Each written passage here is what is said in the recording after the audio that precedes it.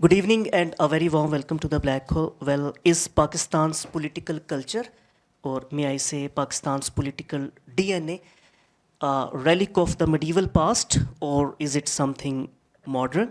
How does the medieval legacy of South Asia offer a lens to understand its present day challenges? یہ ہے آج ہماری گفتگو کا ایک عمومی پیرایا and we are very grateful to our guest speaker doctor Fauzia Farooq Ahmed جو میرے دائیں جانب تشریف فرما ہے.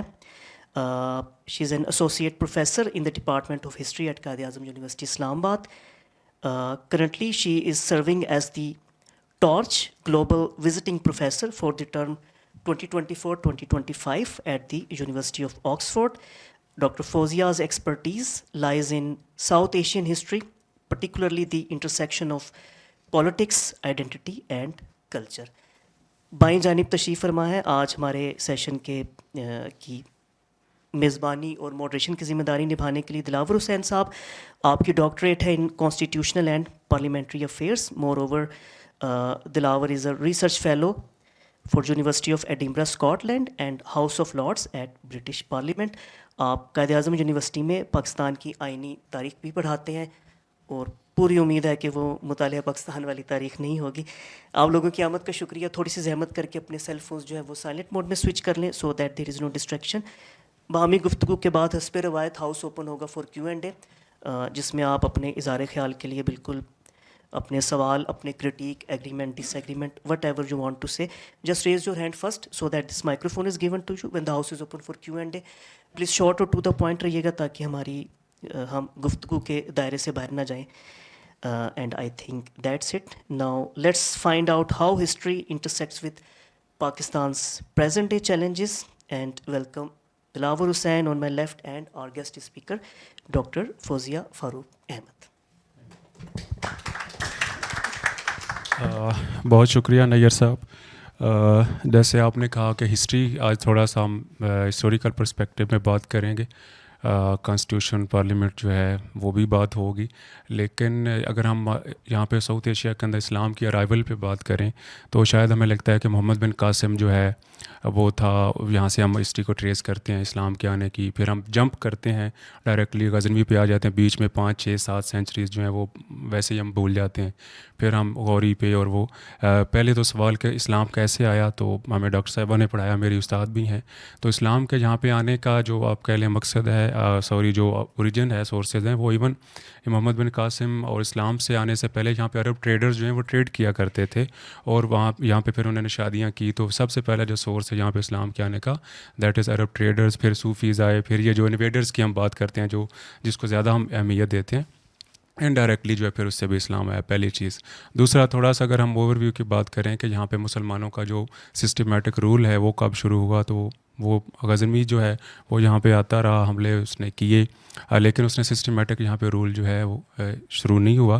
یہ جو دہلی سلطنت سے شروع ہوتا ہے 1206 میں, جو محمد غوری ہیں انہوں نے یہاں پہ جب حملہ کیا اور اپنا ایک گورنر تھا جو سلیو تھا پہلے, بعد میں ملٹری جنرل بنا قطب الدین ایبک, تو اس سے دہلی سلطنت جو شروع ہوئی 1206 سے 1526 تک.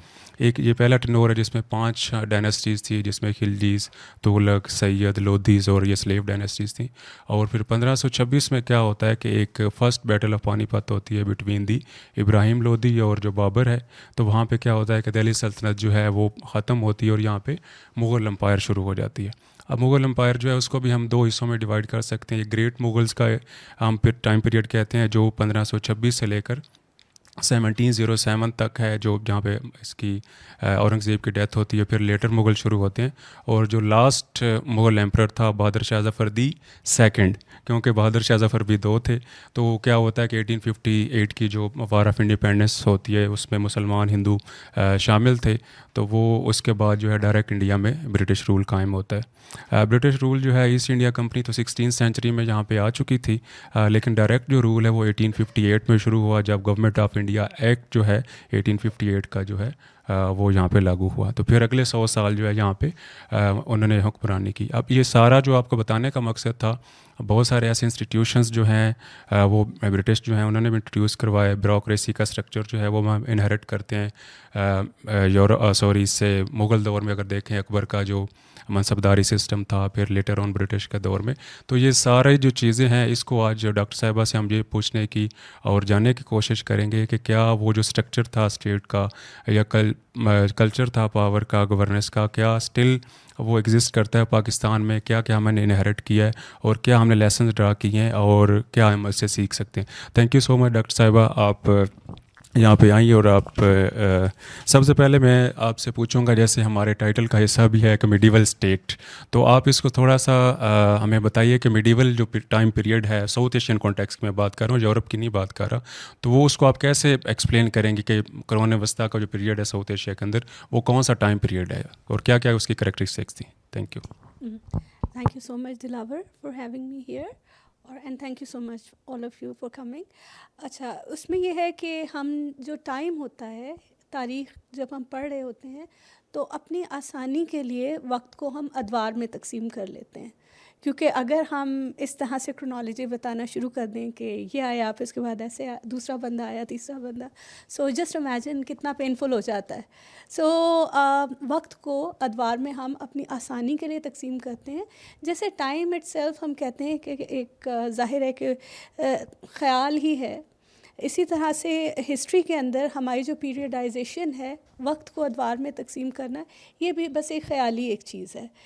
یورپ کے اندر بیسکلی یہ پیریڈائزیشن کا جو آئیڈیا ہے یہ شروع ہوا کہ کچھ زمانہ قدیم ہے جس کو ہم کہیں گے اینشنٹ ہسٹری, پھر ایک دور ہے جس کو ہم کہیں گے میڈیول ٹائمز, جس کو قرون وسطیٰ, قرن وقت کو کہتے ہیں, وسطیٰ درمیان کا زمانہ, سو قرون وسطیٰ, اور پھر جدید زمانہ, اور پھر اس کے بعد کہا جاتا ہے پوسٹ ماڈرنزم آ گیا کہ جدید زمانے کے بعد کیا ہوا.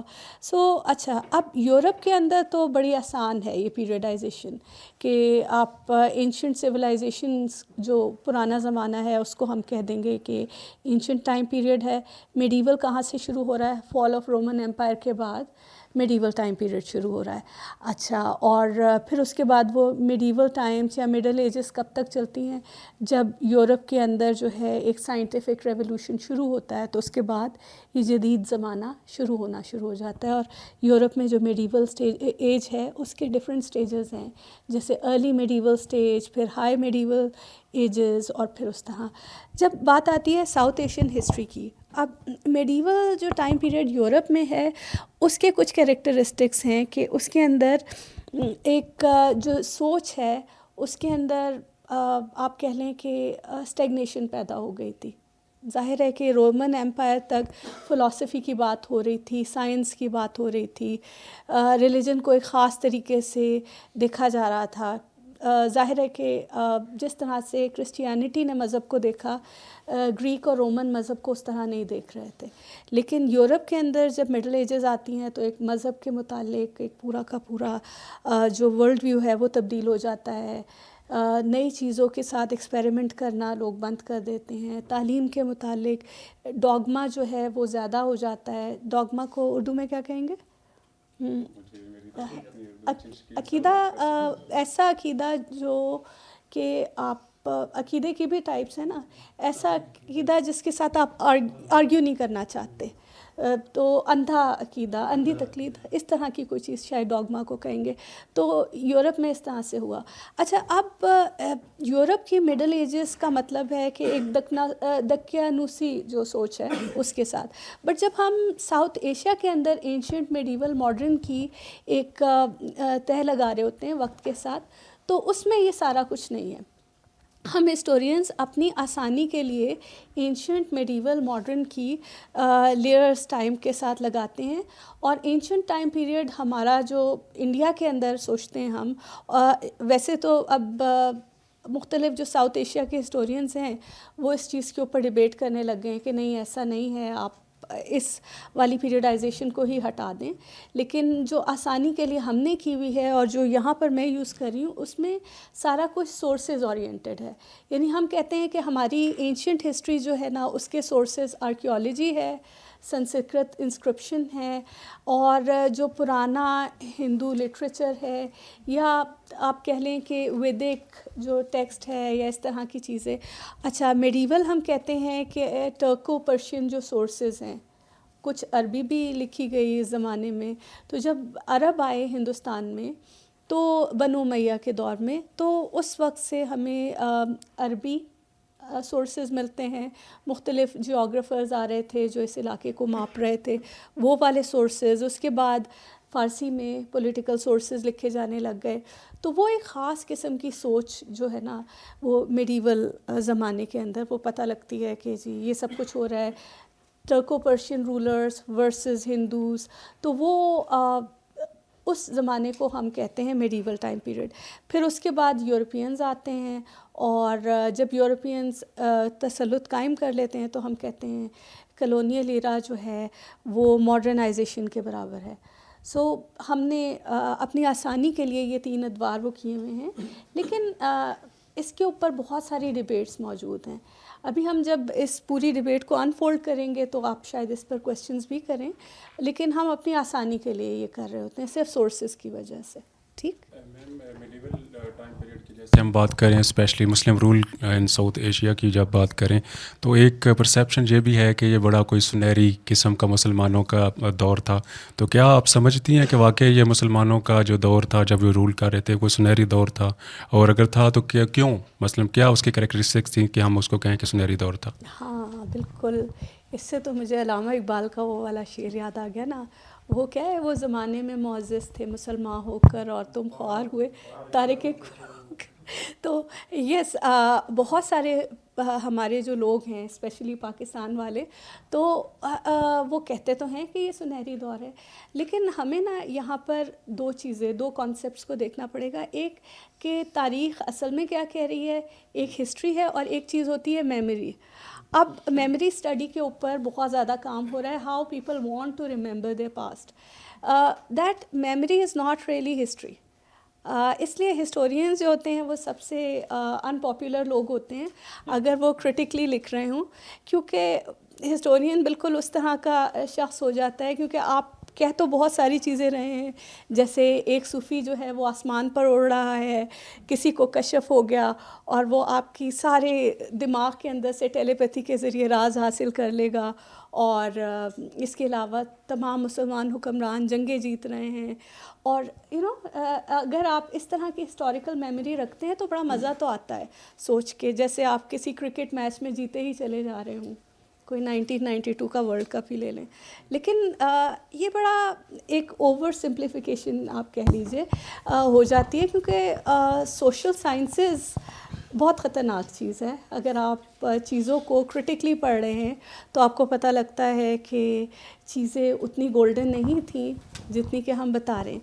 पहली बात तो ये है कि ये अस और देम की डिबेट ही बड़ी फजूल लगना शुरू हो जाती है कि आप पाकिस्तान के इलाके में बैठे हुए एक 17 या 36 साल, depending on which historical source you like to take, आप बिलाजरी को पढ़ रहे हैं या आप किसी और को पढ़ रहे हैं. मोहम्मद बिन कासिम की क्या उम्र होगी, 17 साल होगी या 36 साल होगी, तो बहरहाल जितने भी साल का वो नौजवान था.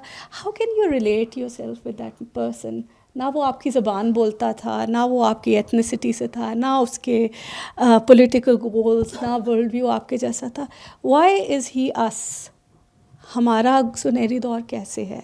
फिर यही इन सारे, और समहाउ हम समझते हैं कि मुसलमान रूलर्स जितने हैं, चूँकि वो अगर जीत रहे थे तो फिर हम ही जीत रहे थे. तो फिर पूरी अभी दुनिया में जहाँ जहाँ पर भी मुसलमान हैं, अगर उनकी कोई कामयाबी है तो फिर हम जीत रहे हैं. और लेकिन प्रॉब्लम ये हो जाती है कि अगर एक मुस्लिम रूलर दूसरे मुस्लिम रूलर को ही हरा रहा था तो फिर व्हाट हैपन्स दैन? तो अस कौन है और देम कौन है? और हमें ख़ुद भी मालूम है कि लोग अब जब बात करते हैं इन मिरेकल्स की, करामात की, तो हम कितना मजाक उड़ा देते हैं. तो फिर अगर उस ज़माने में ये सब कुछ हो रहा था और आप हेजियोग्राफिकल सोर्सेस पढ़ रहे हैं और आपको पता लग रहा है कि ये सब कुछ हो रहा था, तो आप मान रहे हैं कि ये सब कुछ हो रहा था, तो फिर आप आज भी मान लें कि ये सब कुछ हो रहा है. اگر آپ کو میڈیول یہ جو رولرس ہیں ان کے ملٹری ٹرائمپس اچھے لگ رہے ہیں, یو لائک دا فیکٹ کہ دے ور ویجنگ وارس, تو پھر آج اگر کوئی کر رہا ہے تو آپ کو کیا پرابلم ہے؟ تو سنہری دور ڈپینڈس. ہسٹوریکل میموری میں آبویسلی اپنی ایگو کو سیٹسفائی کرنے کے لیے, فیل گڈ کے لیے وہ بڑا اچھا لگتا ہے. ہسٹوریکل میموری جیسے آپ کی ہسٹوریکل موویز بنتی ہیں تو اس میں بڑے مزیدار باتیں ہوتی ہیں کہ انگریزوں نے بھی اس طرح کی ہسٹوریکل موویز بنائی ہیں جن سے انہوں نے بڑے عجیب عجیب قسم کے نیشنلزم جو ہیں وہ کریٹ کیے ہیں, اپنے ملکوں کو علیحدہ کرنے کی کوشش کی ہے صرف مووی کی بنیاد پر. بریو ہارٹ اس کی ایک ایگزامپل ہے. تو یس, ہسٹوریکل میموری ایک اور چیز ہے. ان آر ہسٹوریکل میموری یہ ایک سنہری دور تھا, اور اگر ان ریالٹی دیکھا جائے تو یہ شاید بس ایسا ہی تھا کہ ٹھیک ہے, بہت سارے علاقوں میں مسلمان حکمران موجود تھے, لیکن ٹھیک ہے ان کے رائز بھی ہے, فال بھی ہے, جن سے وہ لڑ رہے ہیں بعض اوقات وہ کسی اور مذہب کے لوگ ہیں, بعض اوقات وہ ان کے اپنے مذہب کے لوگ ہیں. اس کی بھی ہم ڈیٹیلز آگے چل کر ہوپ فلی ڈسکس کریں گے. جیسے میم ابھی میں نے بات کی کہ دہلی سلطنت کی جو اینڈ ہے وہ غوری غزنوی ہے, اور بعد میں سوری لودھی جو ہیں, اور مغل جو مسلمان ہی تو ہیں جس طرح آپ کہہ رہے ہیں کہ تو پھر وہ اسلام اور نان اسلام والا وہ کانٹیکس تو ختم ہو گیا. تو میم اگر ان کا طرز حکمرانی اگر میڈیول پیریڈ کا دیکھیں, اسپیشلی میں دہلی سلطنت کی بات کر رہا ہوں, یا ان کے جو فکری رویے ہیں, تو ابھی آپ نے کہا کہ اس وقت بھی یہ میریکلز اور یہ والی چیزیں وہ اس پہ یقین کیا جاتا تھا. آج بھی تو ہمارے معاملات اس طرح مولوی اور یہ وہ ہیں اسی طرح سے. تو کیا ہم نے یہ لکھا بھی کہ از پاکستان اے میڈیول اسٹیٹ, تو یہ اس کا موازنہ کرنا یہ جسٹیفائی مطلب لگتا ہے آپ کو؟ کیسے آپ اس کو سمجھتی ہیں کہ یہ اس کے ساتھ ہم اس کو مواصلت آپ دیکھتی ہیں اس میں؟ ہسٹری جو ہے نا, ظاہر ہے کہ تاریخ تو ہر شخص ہی پڑھ رہا ہے. ہم نے بات کی کہ ہر شخص پاسٹ کو جاننا چاہتا ہے, کوئی ایک خاص قسم کی ہسٹوریکل میموری رکھنا چاہتا ہے. ایز این اکیڈیمک ڈسپلن جب تاریخ کو ہم پڑھ رہے ہوتے ہیں تو ہم کنٹینیوٹی اور چینج دو فنومیناز ہیں ان کو اسٹڈی کرتے ہیں, کہ پرانے زمانوں میں کیا ہو رہا تھا اور کیا وہ ابھی بھی کنٹینیوس ہے, اور اگر چینج آیا ہے تو چینج کیسے آیا ہے.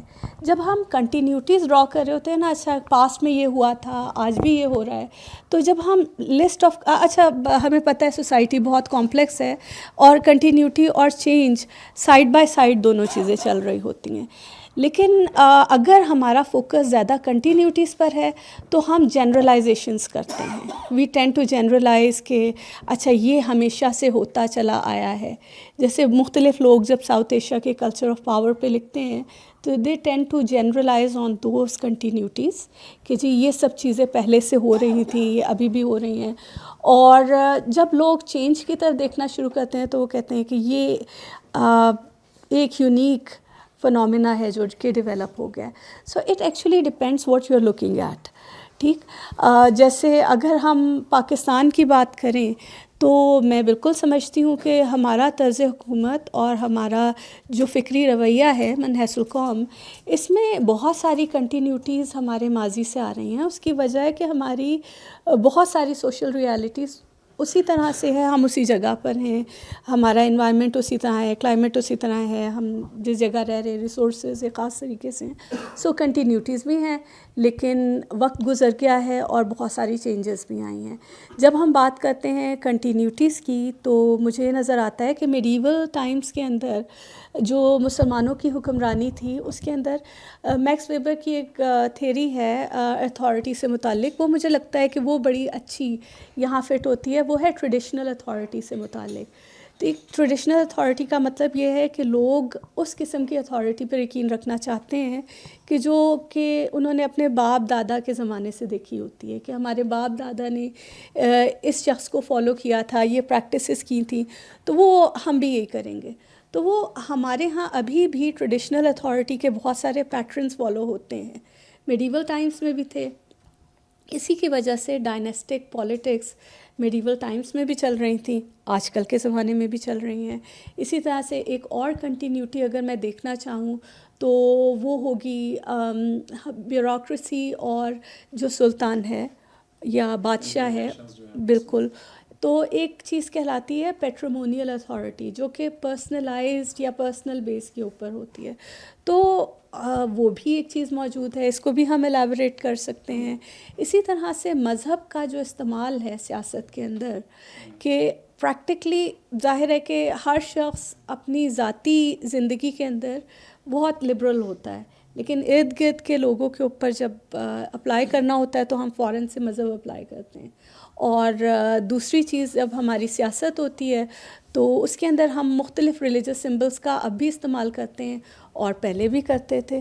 تو اس طرح کی بہت ساری کنٹینیوٹیز ہم دیکھ سکتے ہیں. جہاں تک پریزنٹ ڈے پاکستان میں بہت ساری یونیکنیسز کی بات ہے تو برٹش ایڈمنسٹریٹو اسٹرکچر سے بہت ساری چیزیں ہم نے انہیرٹ کی ہیں. لیکن مزیدار بات یہ ہے کہ وہ پیورلی کلونیل نہیں رہیں، وہ ایک بلینڈ بن گیا آف ٹریڈیشنل، اینڈ اس کا اسٹرکچر تو بہت کلونیل ہے، لیکن بیہیویئرل اور ریلیشنل اسپیکٹ کے اندر پاور جس طرح سے ورک کرتی ہے وہ ایک انتہائی پرسنلائزڈ طریقہ ہے. سو ہم اپنی لیگل ریشنل جو ایڈمنسٹریٹو اسٹرکچر ہے اس کے اندر رہتے ہوئے ہم ہائیلی پرسنلائزڈ جو ہے ریلیشن شپس کے ساتھ چلتے ہیں. ہماری بیوروکریسی کی بھلے اپوائنٹمنٹ، پروموشنز، ان کی ٹرانسفرز، وہ سب اس لیگل ریشنل اتھارٹی کی بیس پر ہونی ہے، پورا اسٹرکچر ہے. لیکن کہیں نہ کہیں یہ جو پرسنل پیٹریمونیل ریلیشن شپس ہیں، یہ کس شخص نے ترقی کرنی ہے، کس نے نہیں کرنی، کس کی کہاں ٹرانسفر ہونی ہے، کس کی نہیں ہونی، یہ سب چیزیں اس حساب سے چلتی ہیں. جیسے آپ نے ایک اشارہ کیا کہ ڈائناسٹک وہ فیملیز جو ہیں، میں نے ابھی 4-5 فیملیز کا نام لیا، پھر مغل دور میں بھی دیکھیں تو وہ تو موجودہ ہماری جو سیاسی جماعتیں ہیں ویسے تو الیکٹورل پالیٹکس اور وہ چل رہی ہے، لیکن ان کا اگر ہم اسٹرکچر دیکھیں، ان کی تاریخ دیکھیں، تو آپ کو نہیں لگتا کہ یہ وہ کنٹینیوٹی ہے وہ ڈائناسٹک پالیٹکس کی؟ تو آپ اس کو کیسے دیکھتی ہیں؟ بالکل. پالیٹکس پہلے بھی فیملی بزنس ہی تھا، ٹھیک ہے. اور ہمیں مغلس، اگر ہم پری مغل پیریڈ میں دیکھیں تو جو ٹرکو پرشین رولرز تھے وہ یہی کر رہے ہوتے تھے کہ وہ ایک فیملی بزنس کی طرح سے چلا رہے ہوتے تھے گورننس کو یا حکومت کو. اور پھر انہوں نے جو فیملی سے باہر سے بھی جو آفیسرز امپلائی کرنے ہوتے تھے، سلیوز یا دوسرے آفیسرز، ان کو بھی وہ اپنا لیسر فیملی ممبر یا ایکسٹینڈڈ فیملی ممبر بنایا ہی کرتے تھے. یعنی جو کچھ بھی ہونا ہے وہ خاندان سے باہر کچھ نہیں ہے. ساری دوستیاں، ساری رشتہ داریاں، سارا کام وہ خاندان کے حساب سے ہی ہونا ہے. اگر خاندان نہیں بھی ہے تو اسی فریم ورک میں ہونا ہے. اسی طرح سے آج کل جب ہم بہت ساری اپنی ڈائنیسٹیز دیکھ رہے ہیں کہ اگر ایک شخص پولیٹیکل انجینئرنگ کے ذریعے آ بھی گیا، یعنی کوئی لے بھی آیا اور وہ پولیٹیکل لیڈر کرزمیٹک بن گیا، تو پھر وہ اپنی پوری ڈائنیسٹی بنائے گا. اس کی ہم ظاہر ہے کہ ایگزامپلس دیکھ سکتے ہیں کہ ایوب خان نے پرٹیکولر پولیٹیکل لیڈر کو سپورٹ کیا. He turned out to be a charismatic leader according to some social scientists. Zulfikar Bhutto کی بات کر رہی ہیں میں. جی، بٹ پھر اس کے بعد ڈائنیسٹی پوری کی پوری کریٹ ہوئی اور ظاہر ہے کیرزما ڈائنیسٹی میں پورا چلا. اسی طرح سے ضیاء الحق کسی کو لے کر آئے اور نواز شریف کی میں بات کر رہی ہیں. ہم یہاں پہ اوپن اور لبرل ہے، آپ نام لیں اس کا. اب ہوا کیا کہ انہوں نے پورا کا پورا ایک ڈائنیسٹک سسٹم، اور پھر یہ لوگ یہ نہیں کر رہے ہوتے کہ صرف ان کی الیکٹورل پالیٹکس جو ہے اس کے اندر ان کی فیملیز بیٹھی ہوئی ہوں. جو بیوروکریسی ان کو سپورٹ کر رہی ہوتی ہے وہ بھی they tend to become like the family members, اور جو ان کا سپورٹ سٹاف ہوتا ہے اور سارا. تو جیسے میڈیول ٹائمس میں it was always about a big house hold, تو یہ پورے ہاؤس ہولڈس ہیں جو کہ آپریٹ کرتے ہیں. اور اس طرح بیوروکریسی جو ہے، تھوڑا سا اس کو میں چاہوں گا کہ آپ مزید ایلیبوریٹ کریں. جیسے آپ نے کہا کہ اس وقت کیا اسٹرکچر ہوتا تھا، اور پرسنل جیسے آپ نے اسٹیٹ کا، جیسے ڈاکٹر لہان جو ہیں وہ اس کے لیے ایک ٹرم بھی یوز کرتے ہیں. تو وہ اس کو اپنی ذاتی ملکیت جیسے سمجھا جاتا تھا. تو Patrimonial. آج کے دور میں ایک طرف تو ہمارے جو سیاستدان ہیں وہ کہتے ہیں کہ ہماری ذاتی ملکیت ہے اس طرح سے, لیکن دوسری طرف ان کا گلہ یہ بھی ہوتا ہے کہ یہ ہمیں کام نہیں کرنے دیتے. سب سے بڑی ہرڈل یہ ہے. تو آپ کیا سمجھتی ہیں کہ اس کے اسٹرکچر میں اس وقت کی بیوروکریسی اور آج کے میں کیا مماثلت ہے, اور دوسرا جو ہے اس کا کیسے آپ کو اس کو ریلیٹ کرتی ہیں ماڈرن دور میں جو ہے؟ اچھا, بیوروکریسی نہ تو پہلے ایک مونولیتھک یا سنگل اسٹرکچر تھا. پہلے بھی یہ ہوتا تھا کہ مختلف اسٹریٹجکلی پلیسڈ مائنورٹیز ہوتی تھیں. جب ہم بات کرتے ہیں پری مغل ایرا, سلطنت ایرا کی, تو اس وقت ڈفرینٹ ایتھنیسٹیز کے لوگ ہوتے تھے, جیسے ترک, تاجک, ایرانی اور افغانی. سو ڈفرینٹ اسٹریٹجکلی پلیسڈ مائنورٹیز ہوتی تھیں جن کو ڈفرینٹ پوزیشنس پہ رکھ دیا جاتا تھا, اور جو سلطان ہے وہ کوشش کرتا تھا کہ ان ایتھنک مائنورٹیز کے آپس میں تھوڑی بہت گرجز ہوں, رائیولری ہو, ایک آگ جلتی رہے, لیکن بادشاہ ان کو بیلنس میں رکھے کہ آپس میں وہ لڑنے کے لیے تیار ہوں, لیکن بادشاہ ان کے درمیان میں موجود ہے تو وہ لڑ نہیں رہے. لیکن جیسے ہی بادشاہ سلامت جو ہوتے تھے وہ مرتے تھے تو وہ سارے لڑ کر اور سسٹم کو کولیپس کرا دیتے تھے. اسی لیے اس زمانے میں انتہائی وولیٹائل قسم کا پولیٹیکل اسٹرکچر ہوتا تھا. Just to give you an example, 1236 میں جب شمس الدین التتمش مرتا ہے, he was a very effective ruler, اور اس نے نا ترکس اور تاجکس کو ڈفرینٹ پوزیشنس دی ہوئی تھی. ویسے تو ایبیسینینس بھی تھے اس کے رول میں, افغان بھی تھے, ہندو بھی کسی حد تک تھے, ہندو بہت تھوڑے تھے بائی دا وے. تو بہرحال تو ہوا یہ کہ جیسے ہی وہ مرتا ہے 6 مہینوں کے اندر اندر ٹرکس جو ہے وہ تاجکس کو سلاٹر کر دیتے ہیں, مار دیتے ہیں, میسیکر کرتے ہیں, اور 9 بڑے تاجک جو بیوروکریٹس ہوتے ہیں وہ مارے جاتے ہیں. سو سسٹم اتنا وولیٹائل ہوتا تھا کہ ایک انتہائی افیکٹو رولر جو 20 سال تک بڑی اچھی حکومت کر رہا ہے اور سب کچھ ٹھیک کر رہا ہے, اس کے جانے کے بعد سسٹم امیڈیٹلی کلیپس کرتا ہے. اچھا, اب یہاں پر اگر ہم اگزامپل لیں تو یہاں پر یہی ہوتا ہے کہ بیوروکریسی ظاہر ہے کہ ہمارا ایک برٹش ماڈل ہے جس پہ بیوروکریسی ہماری بنی ہوئی ہے. ایک لیگل ریشنل اسٹرکچر ہے سارا کچھ, لیکن اس میں سے اپنی مرضی کے بندے ڈھونڈ کر ان کو پلیس کرنا کبھی بھی مشکل نہیں رہتا. تو پھر جو بندے ڈھونڈے جاتے ہیں اور وہ ظاہر ہے کہ پولیٹیشینس کی مرضی کا کام کر رہے ہوتے ہیں, تو انیشیلی انہی کو ترقی بھی مل رہی ہوتی ہے. اگر ترقی نہ بھی ملے تو ایک چھوٹے عہدے کا شخص بھی بعض اوقات بہت زیادہ پاور ایکسرسائز کر رہا ہوتا ہے ہمارے اس کے اندر, کیونکہ اس کا سوشل کیپٹل بڑا زبردست ہو جاتا ہے اگر وہ پولیٹیشینز اور ایک برادری سے سپورٹڈ ہے. تو پھر what happens at the end is کہ بہت سارے بیوروکریٹس جو ہیں وہ لیفٹ آؤٹ فیل کر رہے ہوتے ہیں, لیکن بیوروکریسی بہت ساری جو ہے وہ ان پولیٹیشینز کے ساتھ ظاہر ہے کہ ملی ہوئی بھی ہوتی ہے اور سب مل کے کام بھی کر رہے ہوتے ہیں. So it's kind of a complex thing. ایک اور جو مماثلت کی آپ نے بات کی, فوج کی ہم بات کرتے ہیں, تو مجھے ایک تو یہ آپ بتائیے گا کہ اس وقت کا فوج کا جو اسٹرکچر تھا اور اس کا جو کام تھا وہ کیا یہی تھا جس کو ہم کہتے ہیں نا وار اکانومی, کہ جس کی بڑی فوج ہوگی وہ چڑھائی کرتا تھا, اور دوسرا وہ بھلے مسلمان ہو ہندو ہو وہ تو کوئی الگ چکر ہے وہ. پھر اس کے بعد مطلب ایک تو اس کا کردار کیا تھا, اسٹرکچر کیا تھا, اور آج کی جو فوج یا فوجی اسٹرکچر ہے پاکستان کا, کیا آپ اس میں بھی کوئی آپ کو مماثلت نظر آتی ہے؟ اور ان کے اسپیشلی جو ہے اس وقت تو یہی تھا کہ آپ نے لڑائی کرنی ہے اس کے لیے, اپنے رولر کے لیے, سلطان کے لیے یا پھر ایمپرر کے لیے. تو آج تو کچھ اور معاملات ہیں, مطلب وہ جو ان کا ہے ڈیفینس والا کام, باقی سیاست میں یہ تو ان کا حالانکہ ہے اس کے آپ کہہ لیں کہ جو آئینی کردار ہے اس کے بھی اگینسٹ ہے. تو آپ کو کیسے آپ دیکھتی ہیں کہ اس وقت کی فوج اور آج کا فوج کا جو کردار ہے ریاست کے اندر؟ اچھا, یہاں پر مجھے ایک چینج نظر آتا ہے, کیونکہ میڈیول آرمیز جو ہیں وہ اسٹینڈنگ نہیں تھیں. اسٹینڈنگ آرمی ہمیشہ بہت ایکسپینسو ہوتی ہے, بہت ہی مہنگی فوج ہوتی ہے. تو میڈیول رولرز کبھی بھی اسٹینڈنگ آرمی افورڈ نہیں کر سکے. فوج کا ایک کور دستہ ہوتا تھا جو کہ بہت ہائیلی ٹرینڈ ہوتا تھا, جو کہ انہوں نے اپنے پاس رکھا ہوا ہوتا تھا. یوزلی یہ سلیو, جب دہلی سلطنت کی بات کریں تو یہ سلیو جنرل, سلیو واریئرز جو کہ عموماً باہر سے آ رہے ہوتے تھے, آؤٹ سائڈرز ہوتے تھے, سینٹرل ایشیا سے یہ امپورٹ کر رہے ہوتے تھے, اور یہ وہ سلیو واریئرز ہوا کرتے تھے جو بہت چھوٹی عمر سے ٹرین کیے جا رہے ہوتے تھے. تو وہ ہوتے تھے اور وہ فوج کا کور دستہ تھا. جیسے آپ محمود و غزنہ کی فوج دیکھ لیں تو یہ لائٹ کیولری آرچرز ہوا کرتے تھے عموماً. اس کے اوپر بہت سارے پرشین سورسز میں لکھا ہوا بھی ہے کہ ان کی ٹریننگ کیسے ہوتی تھی اور سارا کچھ. لیکن جب بات آتی تھی باقی فوج کی کور دستے سے باہر والی کی, تو وہ یوزلی پروونشل گورنرز جو تھے وہ لوگوں کو پرووائڈ کر رہے ہوتے تھے. اور اس میں بڑی کرپشن تھی کہ عموماً بادشاہ جو ہے وہ پیسے دے رہا ہوتا تھا پروونشل گورنرز کو فوج مینٹین کرنے کے لیے, لیکن وہ فوج عموماً مینٹین نہیں کر رہے ہوتے تھے.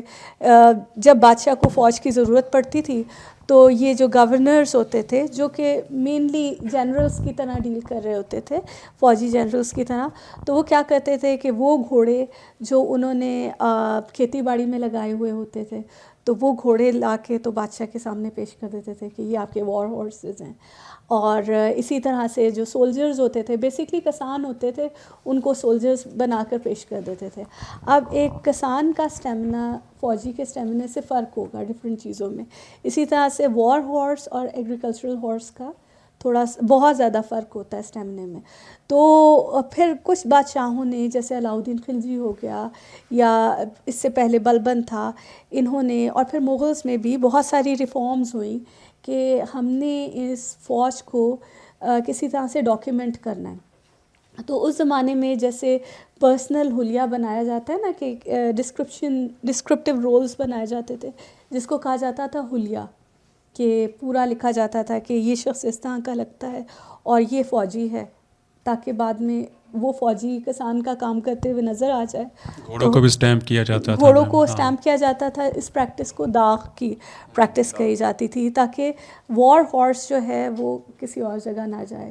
تو اور میڈیول جو بادشاہ تھے وہ شکار بہت کرتے تھے, اسی لیے آپ پاکستان میں بھی دیکھیں گے شکارپور بہت ساری جگہوں پہ ہیں, اور بہت سارے ایسے ہنٹنگ ٹاؤنز ہیں جہاں پر بادشاہ آ کر شکار کھیلتے تھے, کیونکہ کنسرن یہ تھی کہ گھوڑے جو ہیں وہ موٹے نہیں ہونے چاہیے.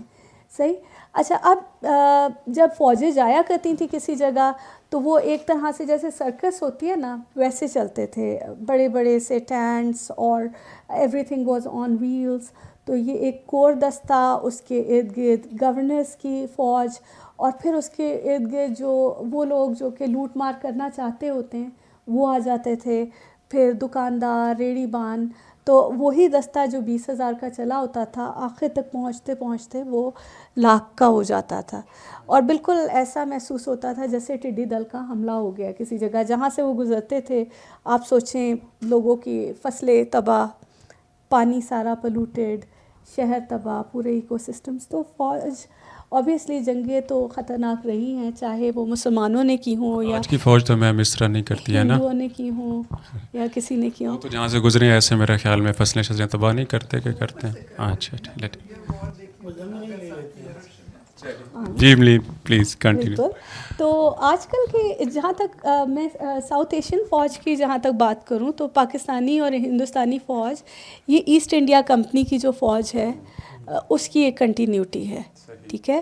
اور یہ جو میڈیول رولرز ہیں ہندوستان اور پاکستان, اس وقت تو ہندوستان پاکستان کر لیں, لیکن یہ جو مغلز ہیں, دہلی سلاطین ہیں, ان کی جو فوج ہوا کرتی تھی تو وہ فوج جیسے ہی تھریٹ پرسیپشن جاتی تھی وہ ڈیزالو ہو جاتی تھی. ٹھیک ہے. اب جب, اور لیکن یہ نمبرز میں بہت بڑی ہوتی تھی. جب برٹش آئے اور ایسٹ انڈیا کمپنی آئی تو یہ بہت چھوٹے چھوٹے دستے لے کے آئے تھے انیشلی, اور یہ سیل سورس تھے, لیکن یہ بہت چھوٹے پیمانے پر لوگ ہائیلی افیکٹو ہوتے تھے, اور انہوں نے بڑی تباہی مچانا شروع کی. پھر ان کو ہائر کرنا شروع کر دیا گیا مختلف ریاستوں کے اندر, اور پھر یہ ڈفرینٹ شہروں کی فوجیں بنی, اور پھر یہ آگے چل کر ایمپائر نے یہ فوج ٹیک اوور کر لی, اور پورا انفراسٹرکچر ہی ان فوجوں کو سپورٹ کرنے کے لیے بنایا گیا تھا, چاہے وہ ریلوے کا نظام ہو یا تار کا نظام ہو یا کچھ بھی. تو جتنے یہ خطرناک تھے, شاید وہ جو ان کی ٹڈی دل کی میں بات کر رہی ہوں وہ بڑے معصوم رہ جاتے ہیں. جو برٹش فوج تھی وہ بڑی خطرناک رہی, اور لیکن اس کے بعد what happens later on is another story of course, کہ یہ فوج سرٹنلی جو میں نے آپ کو ڈسکرپشن دی تو آپ دیکھیں گے کہ یہ کوئی میڈیول فوج نہیں ہے، لیکن ہاں اپنے کلچر آف پاور کے حساب سے، اسٹرکچر کے حساب سے تو اٹس ویری برٹش. آپ اس کی ریجمنٹس کی ہسٹری پڑھ لیں، آپ اس کے ویپنس کی پڑھ لیں، رینکس پڑھ لیں، آپ ان کی کنٹونمنٹس جہاں دیکھیں گے they are really colonial, like بالکل اس سے ایکسٹینڈ ہوئی ہی نہیں ہے کوئی چیز. ایون کہ جب وہ کہیں زمین بھی مانگتے ہیں تو وہ کلونیل گریزنگ گراؤنڈز ہی تھے جو وہ مانگ رہے ہیں معصوم لوگ. تو اس میں they are more colonial than probably pre colonial. لیکن ہاں کبھی کبھی ایسا شائبہ ہوتا ہے کہ اپنے کلچر آف پاور کے حساب سے کہیں یہ لوگ کچھ بہت پری ماڈرن تو نہیں ہیں، کیونکہ جو ان کی مدر آرمی کہیں گے برٹش آرمی، وہ تو ایسا نہیں کر رہی جیسا یہاں پر پاکستان میں ہوتا ہے. تو یہ میں آپ لوگوں سے پوچھنا چاہوں گی، اس کے اوپر میرے پاس کچھ خاص بات نہیں ہے کرنے کے لیے. یہ میڈیول سے تو بہت فرق لگتی ہے، لیکن جو برٹش آرمی ہے اس سے بھی بہت فرق ہے. یہ والی اسٹرکچر کے حساب سے تو یہ وہی ہے، لیکن یہ دکھتی بہت فرق ہے. دکھتی بہت فرق ہے میم. جیسے ہم رجحانات کی بات کر رہے ہیں تو ایک رجحان جو ہے مذہب بھی ہے ساؤتھ ایشیا کے اندر. اگر دیکھیں اور پاکستان کی اگر تحریک پاکستان کی، ہم پاکستان موومنٹ کی بات کریں تو ہم نے ساری جو کارروائی چلائی وہ اسی اسلام کے نام پہ، اور آئین پاکستان جو ہے 1973 کا، اس میں بھی اسلامی نظریاتی ایک ملک ہم ہیں. تو آپ کو کہ اس وقت کے جو سلاطین تھے یا پھر آپ کہہ لیں کہ ایمپررز تھے، تو ان کے مذہبی رجحانات کیا تھے اور وہ کس طرح سے مذہب کو سیاست کے لیے استعمال کرتے تھے؟ جہاں تک دہلی سلاطین کا تعلق ہے تو بہت مزے کی بات یہ ہے کہ اگر ہم ایبک، التتمش، بلبن کی بات کریں تو وہ نو مسلم تھے موسٹ پروبیبلی. وہ چھوٹے چھوٹے عمروں میں جو غلام کنورٹ ہوتے ہیں اسلام پر وہ ہوں گے. اور اگر آپ سورسز کو پڑھ رہے ہیں تو آپ کو یہ بھی اندازہ ہوگا کہ مذہب شاید جس طرح سے ہم پرسیو کر رہے ہیں ان کی کنسرنس وہ نہیں تھیں. لیکن ہاں نو مسلم جو ہوتا ہے وہ بعض اوقات مذہب کو امپلیمنٹ کرنے میں تھوڑا سا زیادہ سخت بھی ہوتا ہے. تو جیسے دہلی سلطنت کی جو پولیٹیکل تھیری ہے پوری کی پوری، اس کے اندر سلطان جو ہے وہ سلطان المسلمین ہے، وہ جو ہندو رعایا ہے وہ اس کا سلطان نہیں ہے. پھر اس کے بعد جتنی بھی وہ ریٹرک یوز کرتے ہیں وہ کہتے ہیں الحمدللہ ہم نے اتنے ہندو مار دیے، اور چاہے مارے ایک دو ہوں لیکن وہ بتاتے ہیں کہ ہم نے 100 مارے ہیں. واصل جہنم کی ہے میم. ہاں واصل جہنم کر دیے. اسی طرح سے ٹیمپلز گرائے شاید کسی اور نے ہوں، وہ اپنا بتا دیتے ہیں، خود بھی گراتے تھے بہت زیادہ. تو ایک وہ جو ہے نا ریٹرک، وہ بہت زیادہ اس کے اندر موجود ہے. لیکن پھر اس کے بعد جب ہم ان کے کلچرل سمبلس پڑھنا شروع کرتے ہیں، ریلیجیس کلچرل، تو پتہ لگتا ہے کہ مذہب بہت زیادہ اس طرح سے نہیں تھا جیسے مولوی والا اسلام ہے، یہ کلچرل زیادہ تھے. اس زمانے میں سینٹرل ایشیا سے صوفی بہت زیادہ آ رہے تھے، اور صوفی اسلام اس وقت بہت زیادہ موجود تھا، اور بہت سارے جو سلاطین ہیں وہ صوفیز کے زیر اثر تھے. تو ہمیں نظر آتا ہے کہ وہ اتنے سخت نہیں تھے مذہب کے حوالے سے. پھر ہمیں انیشیل سورسز کے اندر سے لگتا ہے کہ یہ ٹیمپلز بھی گرا رہے ہیں اور ہندوؤں کو جہنم واصل بھی کر رہے ہیں اور سارا کچھ ہو رہا ہے. لیکن پھر آپ جب زیادہ غور سے سورسز پڑھنا شروع کرتے ہیں تو آپ کو معلوم ہوتا ہے کہ ریڈ بٹوین دا لائنس تو وہ صوفیز کے زیر اثر ہیں، ملٹیپل ریلیجس آئیڈینٹیٹیز بھی موجود ہیں. پھر آپ کو وہی آدمی جو کہہ رہا ہے کہ میں نے اتنے ہندو مار دیے ہیں، وہی آدمی پتہ لگ رہا ہے کہ ٹالریٹ بھی چیزیں کر رہا ہے. وہ ہندو پرنس جو ہیں ان کو اڈاپٹ بھی کر رہا ہے، ایک جگہ پہ جا رہا ہے. جیسے بلبن کی کہانی ہے کہ وہ جا رہا ہے اور وہ اس علاقے میں آیا تھا سالٹ رینج، تو اس نے کچھ ہندو پرنس اڈاپٹ بھی کر لیے. تو ہم اکبر میں جو ہے سلح کل کا جو اس کا کانسیپٹ تھا وہ صرف والا. اکبر نہیں، اگر ہم مغلس کی بات کریں تو مغلس تو بہت ہی ہائیبرڈ چلتے ہیں. وہ تو شروع سے آخر تک، ایون کہ اورنگزیب کو ایک ڈریکولا کے طور پر لیا جاتا ہے تو اورنگزیب جو تھا اس کے کورٹ میں اتنے سارے ہندوز تھے اور اس کے جو تعلق تھے سارے فیملی ریلیشن سے لے کر بیوروکریٹک جو تعلق ہیں اس میں بہت سارے ہندو نظر آتے ہیں. تو مجھے دلاور ایسا لگتا ہے کہ جب ہم تاریخ کو سطح سے پڑھتے ہیں تو وہ کچھ اور اس کی شکل نظر آتی ہے, لیکن اگر آپ تھوڑا سا غور سے کتاب کھول کے پڑھنا شروع کر دیں تو وہ آپ کو کچھ اور بتاتی ہے بات. یہ بالکل اسی طرح سے ہے کہ زیادہ جو ہے مسلمان رولرز جو تھے وہ انٹالرنٹ تھے اور سارا کچھ وہ ہمیں کلونیل جو ٹرانسلیشنز ہیں وہاں سے یہ چیز پتہ لگ رہی ہوتی ہے کہ یہ اتنے ظالم تھے اور یہ سارا کچھ کر رہے تھے. لیکن اگر آپ سورسز کو پڑھنا شروع کر دیں خود سے پرشین سورسز کو تو آپ کو اندازہ ہوگا کہ بہت ساری جگہوں پہ جو یہ کلیم کر رہے ہیں کہ ہم نے یہ کیا تھا تو یہ کلیم شاید سچ ہوں شاید نہ ہوں. اور اس کے بعد جب آپ سنسکرت سورسز یا لوکل سورسز کے ساتھ اس کو پڑھنا شروع کرتے ہیں تو آپ کو پتہ لگتا ہے کہ بہت سارے جو کلیمز ہیں وہ شاید سچ نہیں ہیں. میم ہم جیسے مماثلت کی بات کر رہے ہیں آج کے اور اس دور کی, تو ایک چیز ہے جو ٹولز آف لیجٹمیسی نا پولیٹیکل لیجٹمیسی فار سپوز ڈیموکریسی کے اندر تو ویسے ایک ہی ہے اور وہ ہے الیکشنز کہ وہ جو جیتے گا اس کا ہوگا. تو ہمارے ملک کے اندر وہ اس طرح سے شاید چیزیں چل نہیں رہی, اس پہ بھی آپ بات کریے گا. لیکن مجھے آپ یہ بتائیں کہ اس وقت جو ٹولز آف پولیٹیکل لیجٹمیسی تھی وہ کون سے تھے اور اس کو کس طرح سے یوز کیا جا رہا تھا اپنی پولیٹیکل جو ہے ول یا پاور کو جو ہے لیجٹمیٹ کرنے کے لیے؟ اچھا, ڈائنیسٹک رول ظاہر ہے کہ ہم کنگشپ کی بات کرتے ہیں جب میڈیول گورننس کی بات کریں تو پوری دنیا میں ایک ہی آئیڈیا ہوتا تھا ڈیوائن رائٹ کا کہ جی خدا نے ہمیں یہ سب کچھ دے دیا ہے اور اب چونکہ خدا نے ہمیں یہ حکومت دے دی ہے تو اب آپ ہماری اطاعت کریں. تو یہ صرف مسلمان نہیں کہہ رہے تھے, ٹھیک ہے. چائنا میں یہ مینڈیٹ آف ہیون تھا, یورپ میں آبویسلی پوری تھیوری آف ڈیوائن رائٹ ہے. لیکن اگر آپ اس سے مزید پیچھے تاریخ میں چلے جائیں تو آپ کو نظر آتا ہے کہ کنگز اپنے آپ کو گاڈس کہتے تھے, جیسے ایجپٹ میں یا میسوپوٹیمیا میں یا ایون جو پرشین ایمپائر تھی تو کنگ واز آئیدر ڈیوائن اور آ ڈیپٹی ٹو ڈیوائن. سو اس کے پاس ڈیوائن رائٹ اس وجہ سے تھا. پھر وہ ڈیوائن رائٹ اس کی فیملی میں ظاہر ہے ٹرانسینڈ کرتا تھا.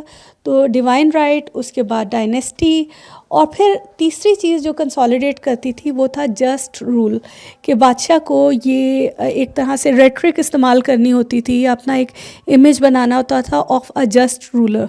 اگر آپ نے بچپن میں کہانیاں پڑھی ہیں تو اردو میں تو حکمران ہمیشہ عادل ہوتے تھے, یہ نا just ruler. So dispensation of justice اور افیکٹو گورننس, اور گورننس کے اندر ان کو صرف یہی ہے. آپ جو پرشین سورسز پڑھے ہوتے ہیں تو عدل کی ہی بات ہو رہی ہوتی ہے مینلی. اور پھر اس کے بعد آگے چل کے کلچرل سمبلز آ جاتے ہیں, ٹھیک ہے.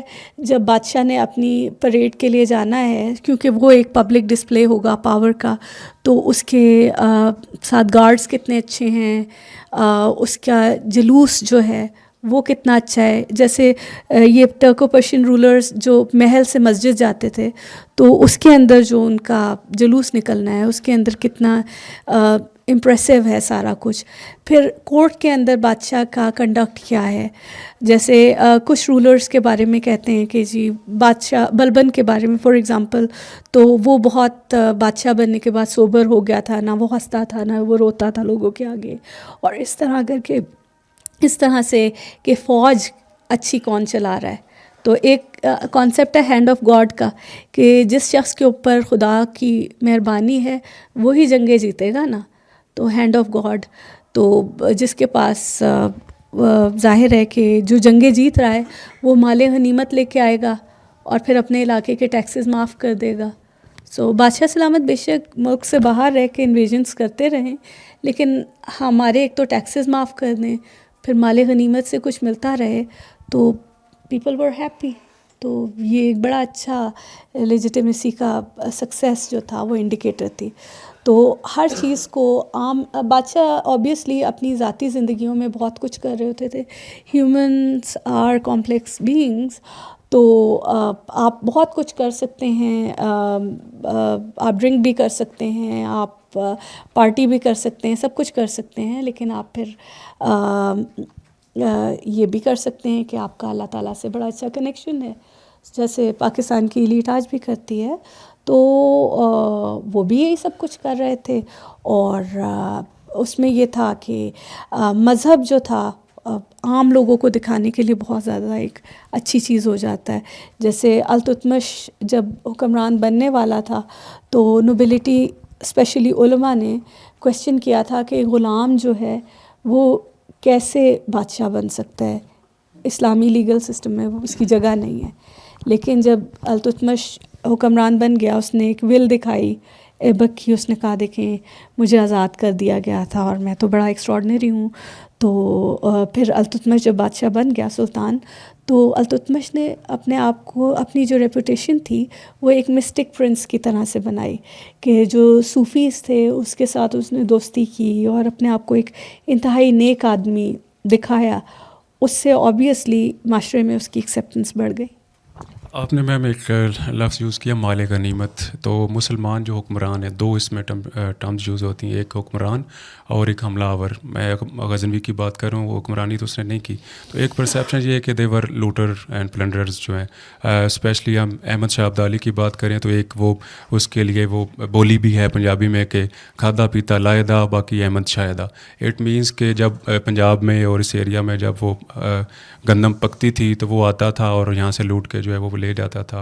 اور اسپیشلی جو ہے محمود غزنوی کے بارے میں کہ وہ لوٹر تھا، پلنڈر تھا.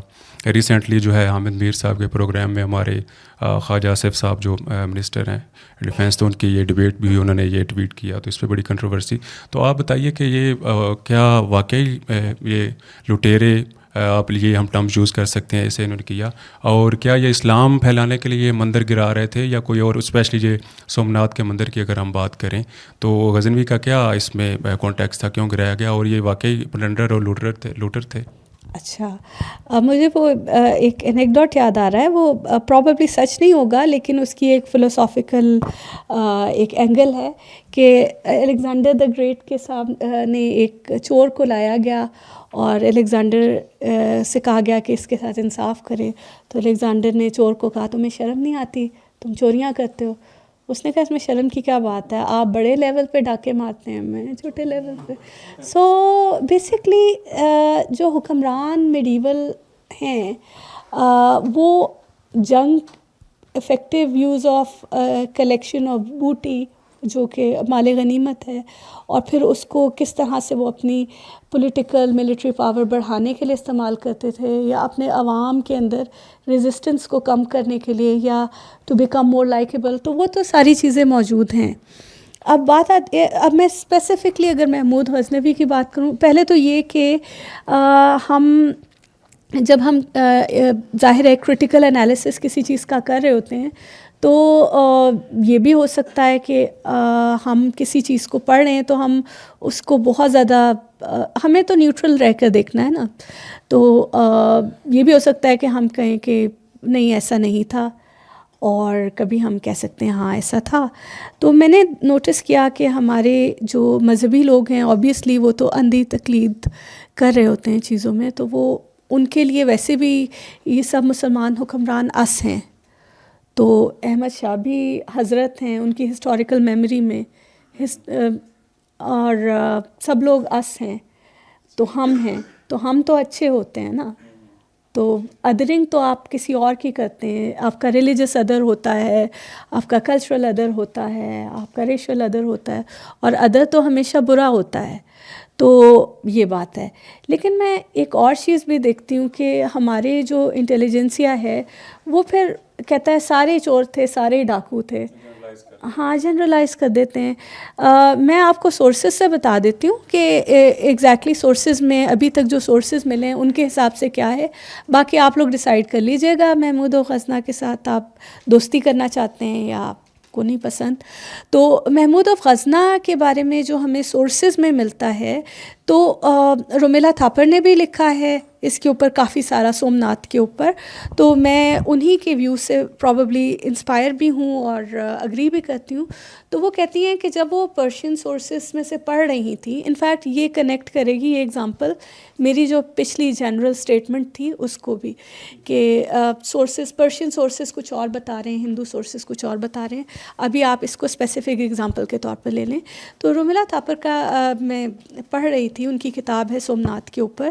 تو وہ کہتی ہیں کہ she started with these Persian sources, اور ملٹیپل پرشین سورسز میں لکھا ہوا ہے کہ جی سومناتھ کا مندر تھا اور مسلمانوں یہ محمود آف غزنہ نے, حضرت محمود آف غزنہ نے آف کورس توڑ دیا. وہ ایک آئیڈیل رولر ہے پرشین سورسز کے حساب سے, لیکن وین یو ریڈ کلوزلی تو توڑا کیا تھا وہ نہیں پتہ لگتا.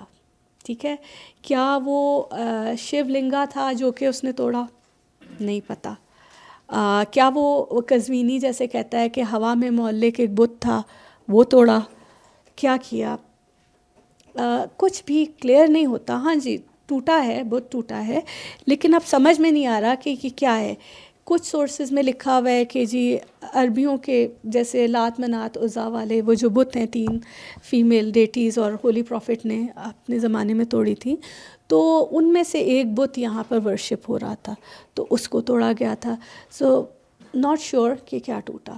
پھر انہوں نے سنسکرت سورسز میں سے پڑھنا شروع کیا تو اندازہ ہوا کہ شاید چیزوں کو کچھ زیادہ ایگزیجریٹ کیا گیا ہے. اسکیل جو تھا ڈسٹرکشن کا اتنا تھا ہی نہیں. پھر انہوں نے ہاؤس آف لارڈس کی جو ڈسکشنز تھیں کہ بیسکلی جب گورنر جنرل نے برٹش وہاں حملہ کرنا تھا افغانستان میں, تو وہاں محمود آف غزنہ کے ٹومب کے آگے دروازے لگے ہوئے تھے, اور ان دروازوں کی اصل میں ساری ڈبیٹ ہے کہ یہ دروازے جو ہیں یہ سومناتھ کے ٹیمپل سے اکھاڑ کے لائے گئے تھے.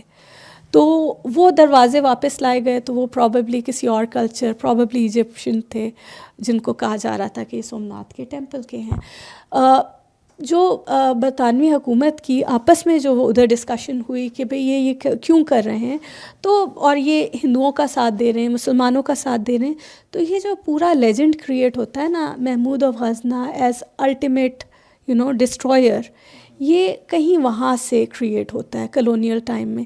کیونکہ کلونیل ظاہر ہے کہ جو ٹرانسلیٹرز تھے وہ بڑا کمال کر رہے تھے کہ وہ فارسی سورسز کو ٹرانسلیٹ کر رہے تھے, لیکن ظاہر ہے کہ پیسہ تو کلونیل حکومت کس لیے دے رہی تھی, اس نے یہی ثابت کرنا تھا کہ ہم ایک بلیسنگ ہیں, تو ہم جو ہیں جو کر رہے ہیں یہ اچھا ہے, ہم سے پچھلے والے حکمران اچھے نہیں تھے.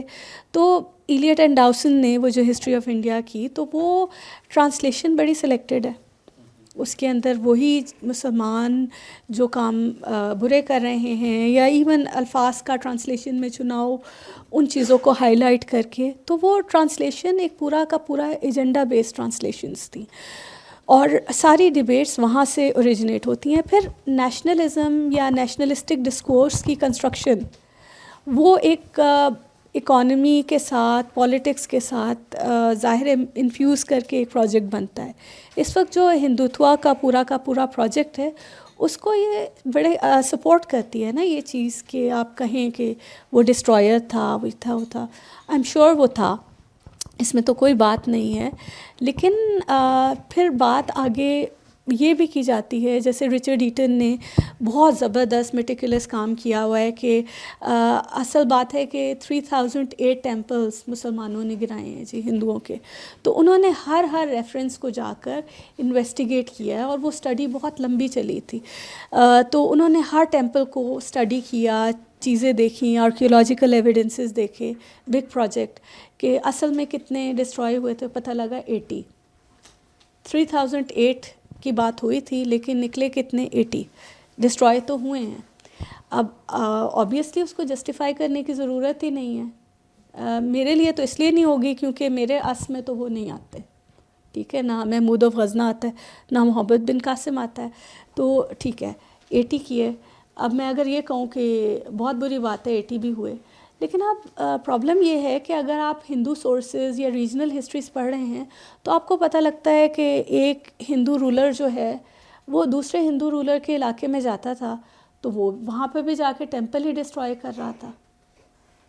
تو جیسے کشمیر کی جو وہ ہے راج ترنگری, اس کے اندر وہ لکھا ہوا ہے کہ ایک باقاعدہ آفیسر بادشاہ نے ہائر کیا ہوا تھا جو کہ ڈسٹرائر آف گاڈز ہی تھا, ٹیمپلز.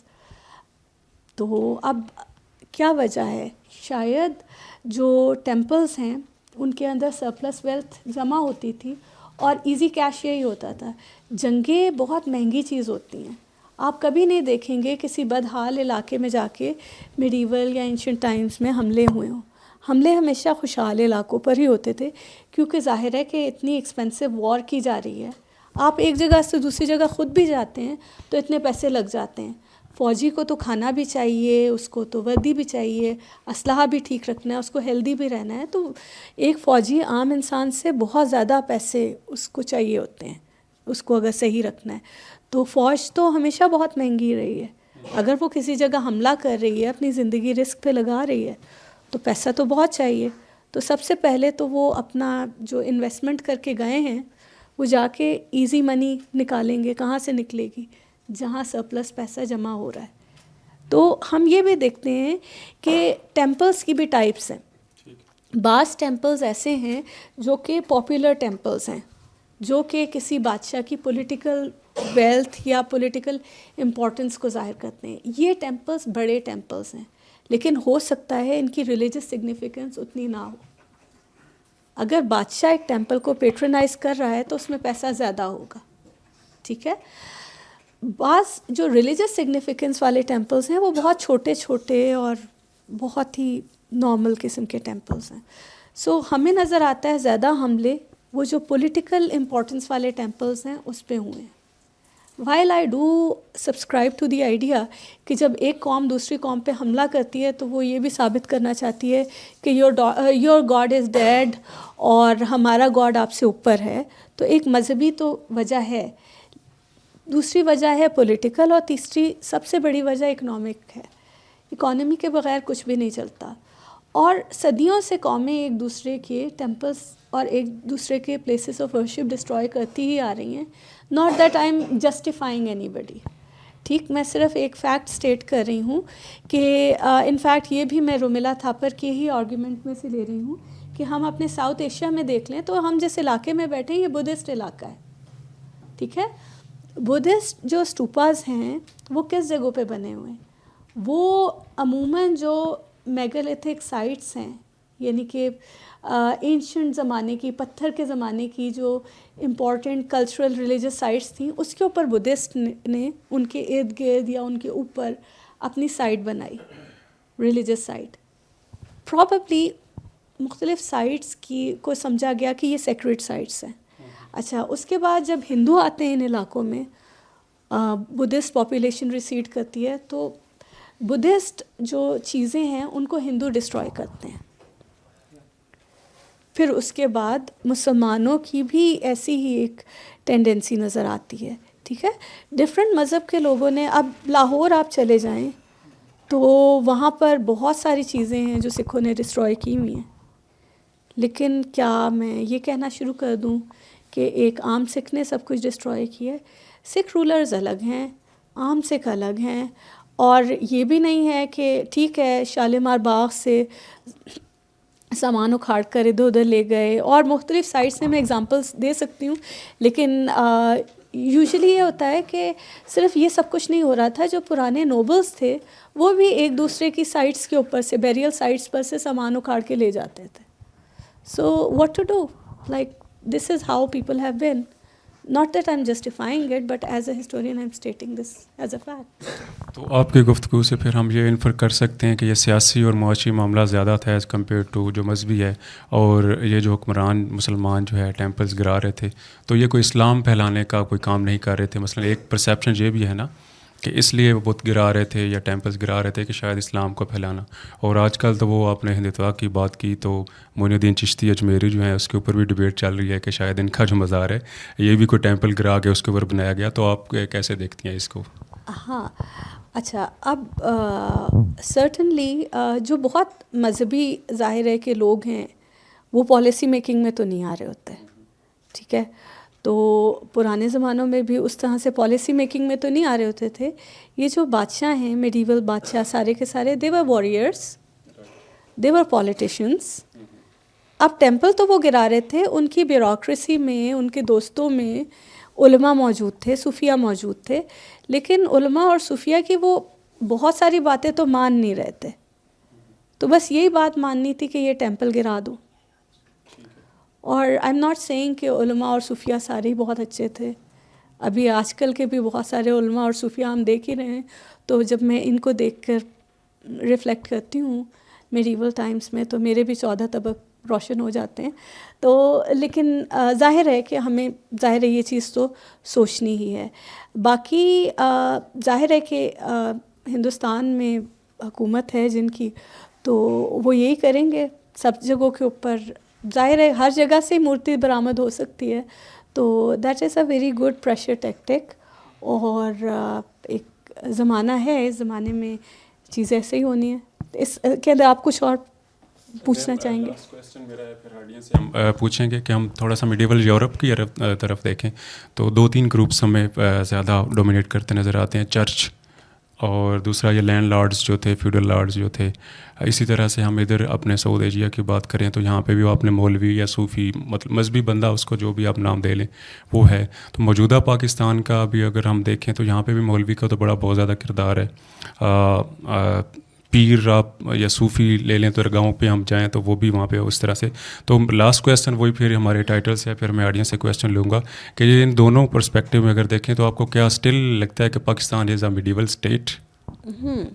اگر میڈیول سے مراد میں ان کے رجحانات کی بات کر رہا ہوں, مذہب, سیاست, میڈیول سے مراد یہ ہے کہ رجعت پسندی کی اگر آپ بات کر رہے ہیں, انتہا پسندی کی بات کر رہے ہیں, تو جہاں تک بات آتی ہے ہمارے جو لوکل لیول کے اوپر مولوی کا جو کردار ہے یا صوفی کا جو کردار ہے, اس طرح کی چیزیں ہمیں میڈیول پاسٹ میں ملتی ہیں.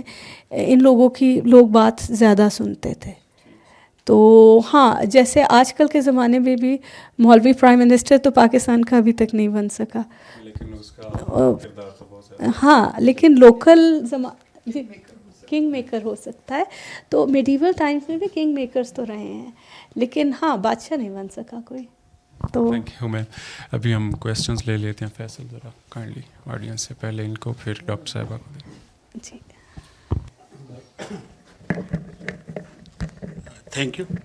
میرا نام طارق سیال ہے اور میں جرنلسٹ ہوں, پی ایچ ڈی کر رہا ہوں قائد اعظم یونیورسٹی میں, امریکن یونیورسٹی سینٹر سے. تو ڈاکٹر صاحبہ, آپ نے جو ساری میں نے آپ کی یہ ڈبیٹ سنی, تو پاکستان کے کنٹیکس میں اگر ہم دیکھیں تو پاکستان کیونکہ آئیڈینٹی کا بڑا کرائسس نظر آتا ہے ہمیں, کیونکہ ہم کبھی لنک کر دیتے ہیں عرب کے ساتھ, کبھی آٹومن امپائر کے ساتھ.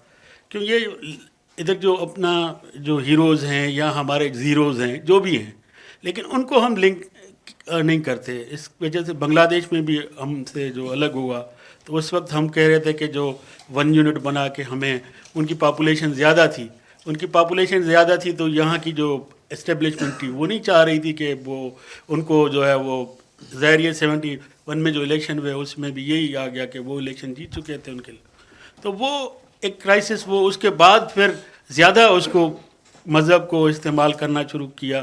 اس وقت بھی تھا, لیکن اس کے بعد جو ہے ہمیں دکھتا ہے کہ وہ امینڈمنٹس آئین میں اور جو بھی ہے ان کا ہمیں کردار بڑھتا دکھائی دے رہا ہے. ہم زیادہ تر کیونکہ ہماری جو ملٹی ایتھنک ہے پاکستان, ایک مختلف لینگویجز ہیں, مختلف کلچرز ہیں, تو پاکستان کی ایک آئیڈینٹی بنانے کے لیے ہم کیا, آپ یہ نہیں سمجھتی کہ وہ شاید اس وجہ سے یہ لنک کر رہے ہوتے ہیں عربوں کے ساتھ اور ٹرک کے ساتھ اور جو بھی مسلم رولرس رہے ہیں؟ بالکل. آئیڈینٹی کا تو واقعی اب یہ دیکھیں نا کہ سیال صاحب کے اب آئیڈینٹی کا کریں کیا. ایک ملک تو بن گیا, بہت جلدی تھی, جلد بازی میں بن گیا, ویری نائس کنٹری. بٹ مسئلہ یہ ہے کہ اگر ہم اسلام کو استعمال نہیں کریں گے ہو یہ رہا تھا کہ انیشل جو ڈبیٹس ہیں ساری کی ساری تو یہی سمجھا جا رہا تھا کہ اگر ہم یہ کہہ دیں کہ ہم سارے مسلمان ہیں اور سارا کچھ تو شاید ہمارا مسئلہ حل ہو جائے، یہ ایک چیز ہمیں جل کر دے گی. اور بہت مضحکہ خیز قسم کی ہم جب ڈبیٹس پڑھ رہے ہوتے ہیں پارلیمنٹری اور اس طرح تو وہ آئیڈینٹی کے اوپر جو ہو رہی ہوتی ہیں، امیجن ہم سب عرب ہو جاتے ہیں ابھی. اور اس میں یہ تھا کہ جب تک ہماری 55% پاپولیشن بنگالی رہی تو تب تک تو ہمارے پاس ایک چانس یا اپرچونٹی تھی کہ ہم کسی اور طرح سے سوچ لیں، کیونکہ جو ایسٹ پاکستان والے لوگ تھے ان کا آرٹ، کلچر، ریلیجن کے ساتھ ان کی اورینٹیشن بہت فرق تھی. لیکن یہ والی 45% پاپولیشن وہ ہے جن کے پاس ایجوکیشنل انسٹیٹیوشنز بھی نہیں آئے، برٹش گورننس کا جو ایکسپیرینس ہے وہ بھی 100 سال سے زیادہ کا نہیں ہے. اور یہاں پر اوبیسلی جو گیم چینج ہوئی تھی جس کی وجہ سے بہت سارے علاقے پاکستان کے ساتھ ملے تھے، وہ پیرس تھے، سندھ کے پیرس تھے اور اس طرح کی چیزیں.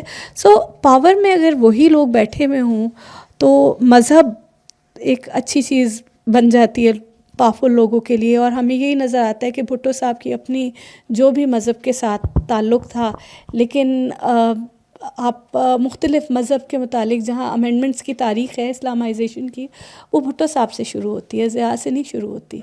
اور آپ کو پھر اس کے بعد تو ایک فری فال ہے جس کے اندر ہم موجود ہیں. مذہب بہت اچھی چیز ہے، لیکن جس طرح سے ہماری سیاست میں اس کا استعمال کیا گیا ہے، اور پھر اس کے بعد ایک سٹرینج قسم کا آئیڈینٹی کرائسس ہے کہ ہم چلو اپنے علاقے کے سورسز پڑھ کر، تاریخ کو ایکسپلور کر کے کچھ اپنے ہیروز یا زیروز کسی کو تو ایکنالج کریں. آئی ریممبر مجھے پی ٹی وی والوں نے کہا کہ انہوں نے ڈرامہ لکھنا تھا بابر پہ، تو I won't say his name, ایک صاحب جو he was the top boss, he said کہ آپ کو پتہ ہے ہم عربی نہیں ہیں، ہم ترکی ہیں. اور ایز اے ہسٹورین میری جس کو کہتے ہیں سمجھ نہیں آ رہی تھی کہ ہنسنا ہے اس بات پہ یا رونا ہے کہ ہم نہ ترکی ہیں نہ عربی ہیں، ہم تو پاکستان کے لوگ پاکستانی ہیں. اور let's think about our own ethnic realities. اگر آپ نے ایتھنیسٹی پہ جانا ہے، ان کو لگ رہا تھا کہ ہم سب ترکی ہیں. یہ آج سے 4 سال پہلے کی بات ہے. سو ایز اے ہسٹورین یہ جو ہسٹوریکل میموری ہے یہ لوگوں کی، یہ میرے لیے اتنی انٹرسٹنگ ہو گئی ہے کہ اب میں بالکل چپ سادھ لی ہے. اب تو میں نے بولنا بند کر دیا، کیونکہ آپ کچھ بھی بول رہے ہیں، پاکستان میں بول رہے ہیں، تو مسئلہ یہ ہے کہ لوگوں کو وہ بات نہیں پسند آتی، کیونکہ ہسٹوریکل میموری الگ ہے، ہسٹری الگ ہے. اور اگر آپ کسی سوشل میڈیا پلیٹ فارم پہ بول رہے ہیں تو ہندوستان کے جو کی بورڈ واریئرز ہیں وہ الامان الحفیظ والی بات ہے. تو آپ بول ہی نہیں سکتے اب میڈیول ٹائمز کے اوپر کچھ بھی. ڈاکٹر صاحبہ، ول ڈیورانٹ نے جو لکھا کہ Muslim conquest of India is one of the bloodiest chapters in human history, اور نالندہ کا خاص طور پہ بہت سے لوگ ذکر کرتے ہیں کہ بختیار خلجی نے وہ لائبریری جلا دی، منکس کو مار دیا. تو کوئی ایسی بک ہے جس کو آپ ریکمینڈ کریں؟ اور پھر یہ ہمارے ہیرو کیسے ہو گئے یہ جو حملہ آور تھے؟ اچھا، ہم نے میزائلوں کے نام ان کے نام پہ رکھے ہیں. ہاں، یہ سارا ہسٹوریکل میموری کا فریم ورک ہے نا کہ how history is remembered, how past is remembered. History تو الگ چیز ہے. ہسٹری تو وہ ہے جو آپ کے ٹیکسچوئل سورسز آپ کو بتا رہے ہیں، آپ کی آرکیولوجی بتا رہی ہے. ہسٹوریکل میموری وہ چیز ہے، یا میموری آف پاسٹ، کہ how you want to think about certain thing. So وہ بالکل فرق ہے. اور اسی کے انیشلی تو خیر ایک اسٹیٹ لیڈ ایجنڈا تھا. یہ جو آپ نے بات کی تھی کہ آئیڈینٹی بنانی تھی، تو ہمیں نظر آتا ہے کہ 1950 سے ہی ایک پورا کا پورا طریقہ شروع ہو گیا تھا کہ ہم نے اس طرح کی تاریخ لکھنی ہے، ان ٹاپکس پہ لکھنی ہے، اور ان پرٹیکولر تھیمز کو ہائی لائٹ کرنا ہے. تو یہ ہمارے ہیروز ہوں گے. ابھی ریسنٹ میں اس میں ایک ہسٹوریکل میموری پہ ایک آرٹیکل کر رہی ہوں جس میں میں نے ڈیکیڈ وائز اسٹڈی کی ہوئی ہے کہ ہاؤ ایک چھوٹا سا جیسچر جو تھا اسٹیٹ کی طرف سے تاریخ لکھنے کا، وہ شفٹ کرتا جاتا ہے، ایوالو کرتا جاتا ہے. اور آج کل کی ڈیبیٹ کے اندر وہ قانون جو اینٹی بلاسفیمی والا ہے اس کے اوپر وہ کس طرح سے امپیکٹ کرتا ہے اور بندے مرتے ہیں. تو بیسکلی یہ ہے ایک طرح کی کانسرکیشن والا فیکٹر ہے نا کہ انیشلی تو جو I H Qureshi and friends انہوں نے جو شروع کیا تھا وہ اسی وجہ سے شروع کیا تھا کہ بھئی ہندوستان اور پاکستان میں فرق کیا رہ جائے گا، جی فرق تو تاریخ کا ہے، آئیڈینٹی ہم نے بنانی ہے تو چلو اپنے اینسیسٹرز کو عرب دکھائیں، اور سب کچھ 7/11 سے شروع ہو رہا تھا، حالانکہ عربی تو پہلے سے ہندوستان میں بیٹھے ہوئے تھے. یہ ول ڈیورانٹ جو کہہ رہے ہیں اوبیسلی اس کو بھی اگر ہم تھوڑا سا ریشنل ہو کر سوچیں تو اٹس مور آف لائک یہ کیچی سے وہ جملے ہیں، ان کے پیچھے اگر آپ پوری وہ پڑھیں ول ڈیورانٹ کی بھی تو اس نے بہت ساری اچھی باتیں بھی کہی ہوئی ہیں مسلمان حکمرانوں کے بارے میں. یہ ایک پرٹیکولر اسٹیٹمنٹ ہے، لیکن اس کے علاوہ انفیکٹ کسی اور جگہ کسی اور نے پوچھا تھا، اس نے بھی ول ڈیورانٹ کی ایک پرو مسلم اسٹیٹمنٹ نکال کے پوچھا تھا کہ اس کے بارے میں آپ کیا کہتی ہیں. سو ول ڈیورانٹ بہت سارا کچھ کہہ رہا ہے، آپ جس چیز کو جدھر سے اٹھا کے پڑھنا چاہیں.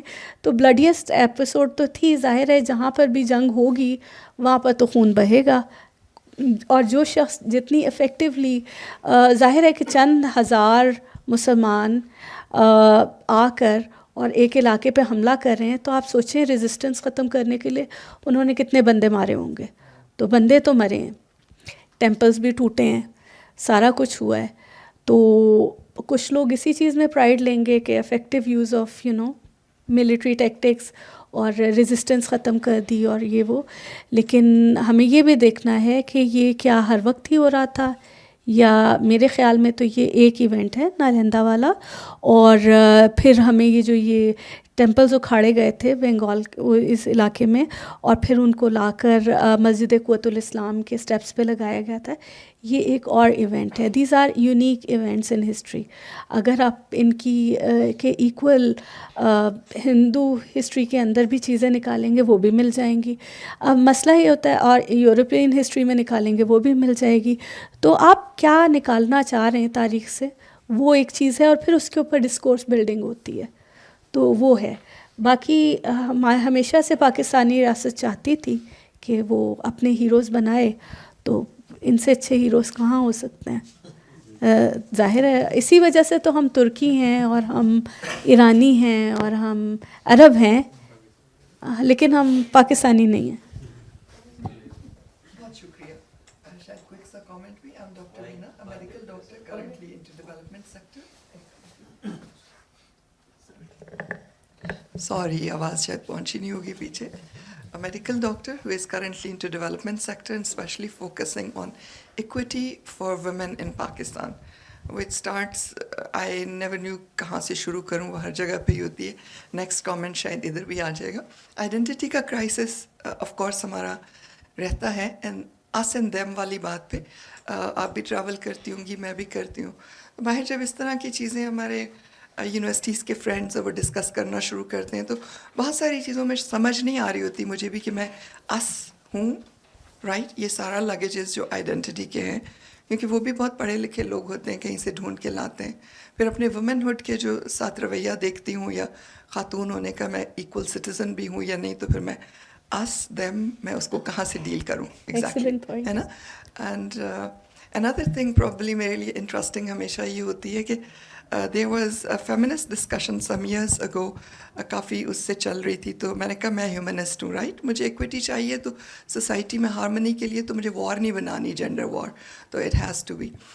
لیکن جیسے ہی میں پاور گیم کو دیکھتی ہوں، آپ کے ہسٹری کے اس سے دیکھتی ہوں، یا کرنٹلی اپنے پولیٹیکل سسٹم میں، کیونکہ ہم اس کو اپنے پولیٹیکل کلچر سے ریلیٹ کر رہے ہیں، تو وہ ڈسکشن جو فیمنسٹ اس پہ ہو رہی تھی، تو ایک صاحب نے بلکہ وہ بڑا وائرل بھی ہوا تھا ایک ان کا، کہ آپ ان کی لائف کی انڈینجرمنٹ کی خواتین کی بات کرتی ہیں. UN کا ایک ڈاکیومنٹ تھا کہ ہوم از ناٹ سیف، بلا بلا بلا.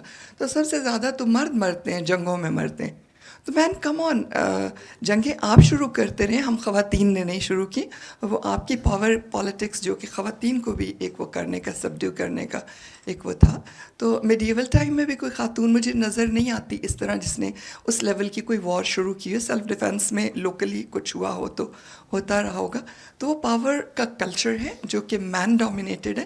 اور ابھی کا میں پولیٹیکل کلچر اگر دیکھتی ہوں، اس وقت ان کی سسٹیننس، اناج جیسے ابدالی آئے تو وہ وہ لے گئے تو سسٹیننس کے لیے چاہیے ہوتا ہے رائٹ. تو آپ نے وہ سسٹیننس پرووائڈ کر کے اپنی کنگڈم یا اپنی کنگ شپ کو ڈیولپ کرنا ہوتا ہے, اور کرنٹلی بھی وہی ہو رہا ہے.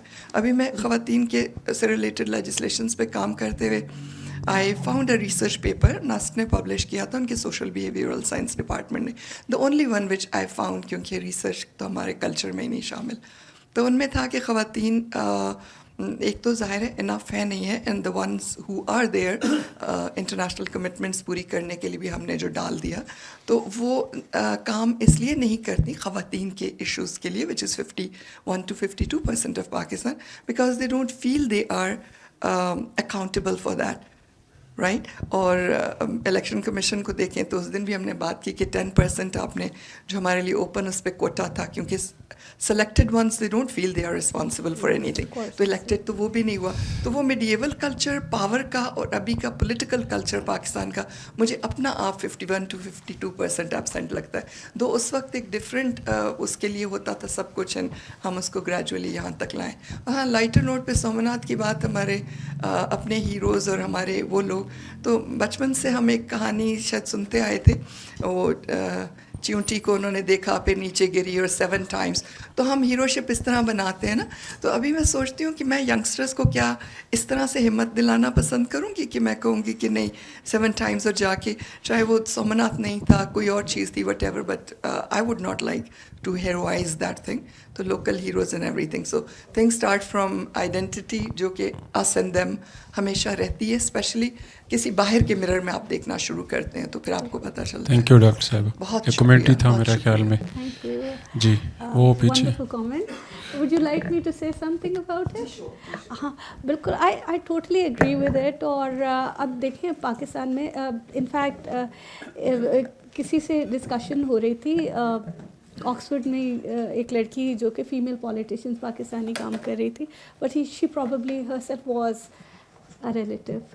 تو میں نے کہا یار یہ جو انہوں نے کہا دیکھیں یورپ میں تو انہوں نے بڑا لڑ کے رائٹ لیا ووٹ کا, لیکن ہمارے ملک میں رائٹ ٹو ووٹ خود ہی مل گیا. اور انہوں نے امریکہ اور یو کے میں اتنی اسٹرگل کر کے, ہاں عورت جو ہے وہ ہیڈ آف دا اسٹیٹ, امریکہ میں تو ابھی بھی مسئلہ ہے, اور ہمارے ملک میں دیکھیں بن گئی.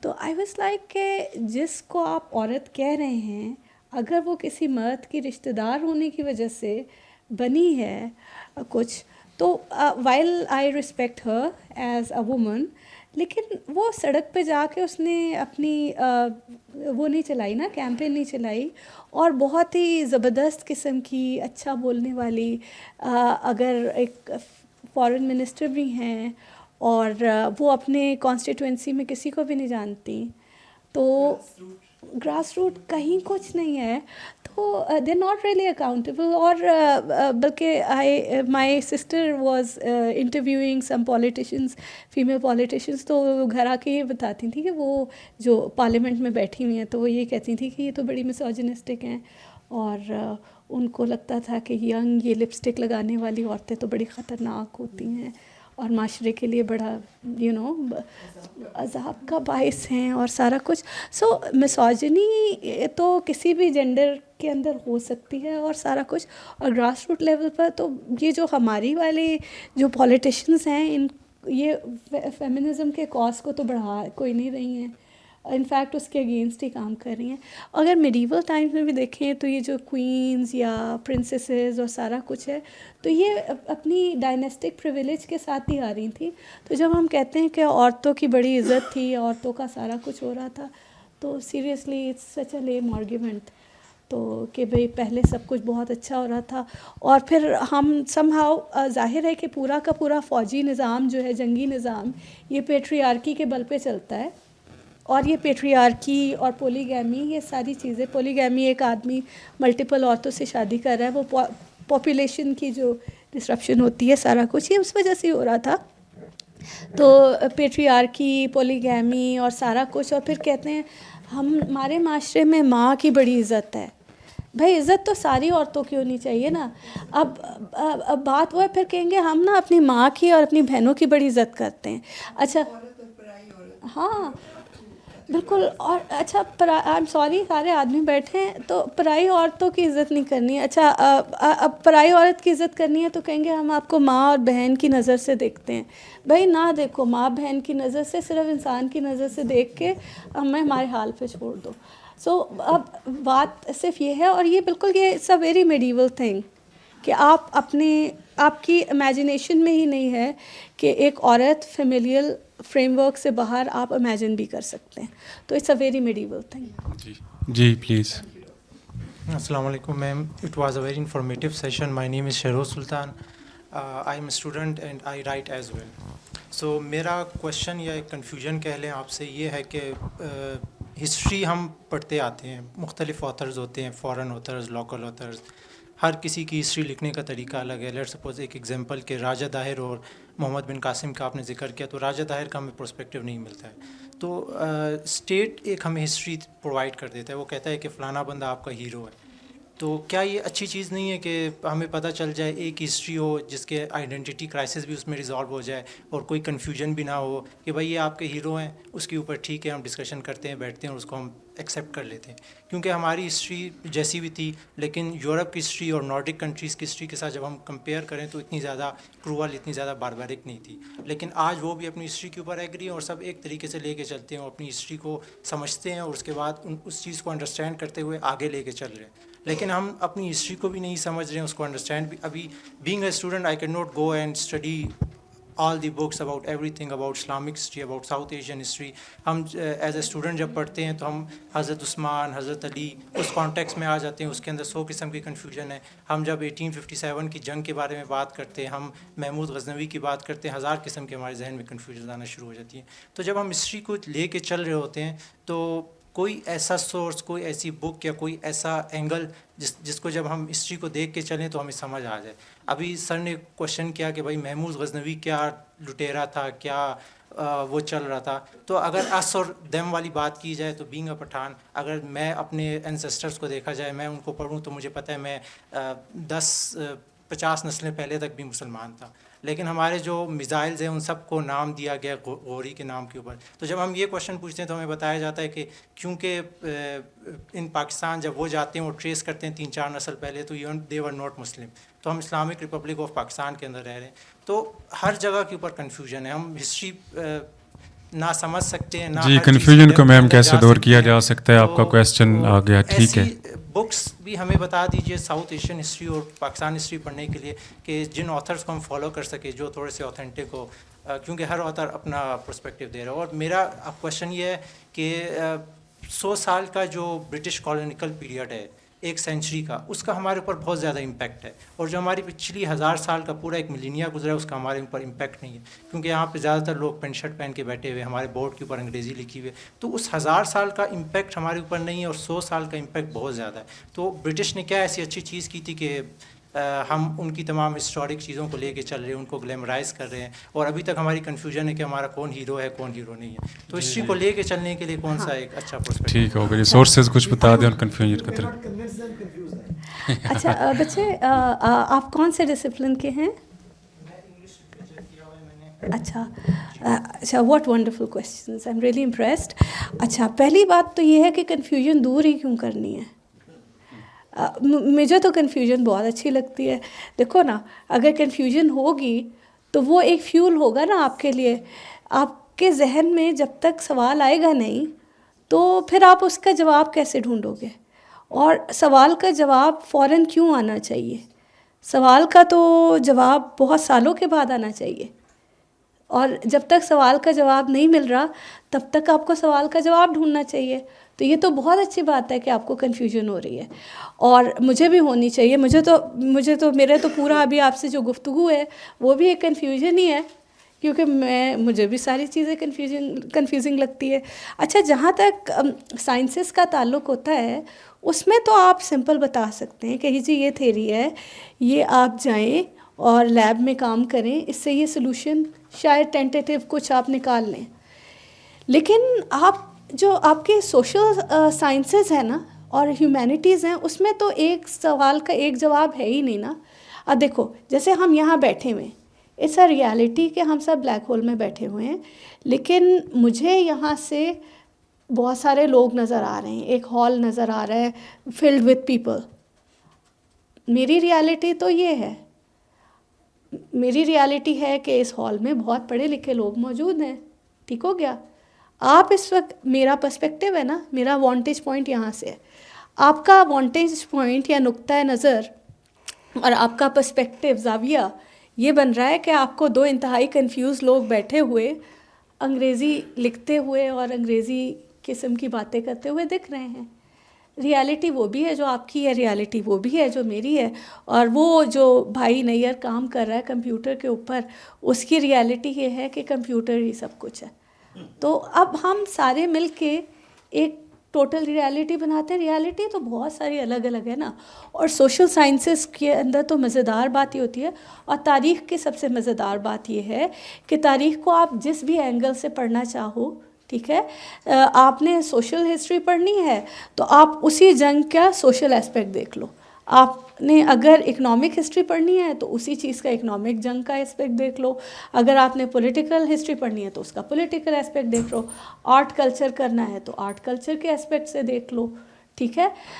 کبھی بھی آپ کو ایک تاریخ نہیں ملے گی کسی بھی چیز کی. ڈفرینٹ لوگوں کی اسی ڈیٹا کے اوپر ڈفرینٹ رائے ہوگی.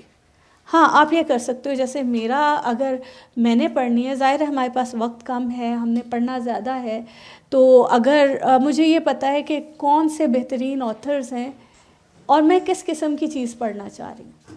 جیسے میں نے اگر دہلی سلطنت کی ہسٹری پڑھنی ہے تو میں اپنی کتاب تھوڑا ہی پڑھوں گی. میں جا کے پیٹر جیکسن کو پڑھوں گی, میں کے نظامی کو پڑھ لوں گی, میں عرفان حبیب کو پڑھ لوں گی. میں ان سے زیادہ سیکھوں گی. ٹھیک ہے. اسی طرح سے اگر کسی نے اسلامک ہسٹری پڑھنی ہے تو اسلامک ہسٹری کے لیے بھی بہت سارے ایسے آتھرز ہیں جنہوں نے لکھی ہوئی ہیں چیزیں. آپ ہمیشہ جو پروپیگنڈا والی کتابیں ہیں نا, کوشش کرتے ہیں وہ نہ پڑھیں. ٹھیک ہے. ایکڈیمکس اور پروپیگنڈا میں ایک فرق ہے, بس آپ اس کا ایک تھوڑا سا کیئرفل رہیں. باقی جو اکیڈیمکس لکھ رہے ہیں ہمیشہ یونیورسٹی پریسز سے چھپی ہوئی کتابیں ہوتی ہیں, اور بہت بڑے بڑے پروفیسرز نے جو کتابیں لکھی ہیں. یہاں پہ ایک ٹرم یوز ہوتی ہے ہسٹوریکل کرٹیسزم, جو آپ نے پڑھایا, ذرا وہ ایکسپلین کر دیں, میرے خیال میں وہ ان کو کافی ہیلپ ہو جائے گی. ٹھیک ہے.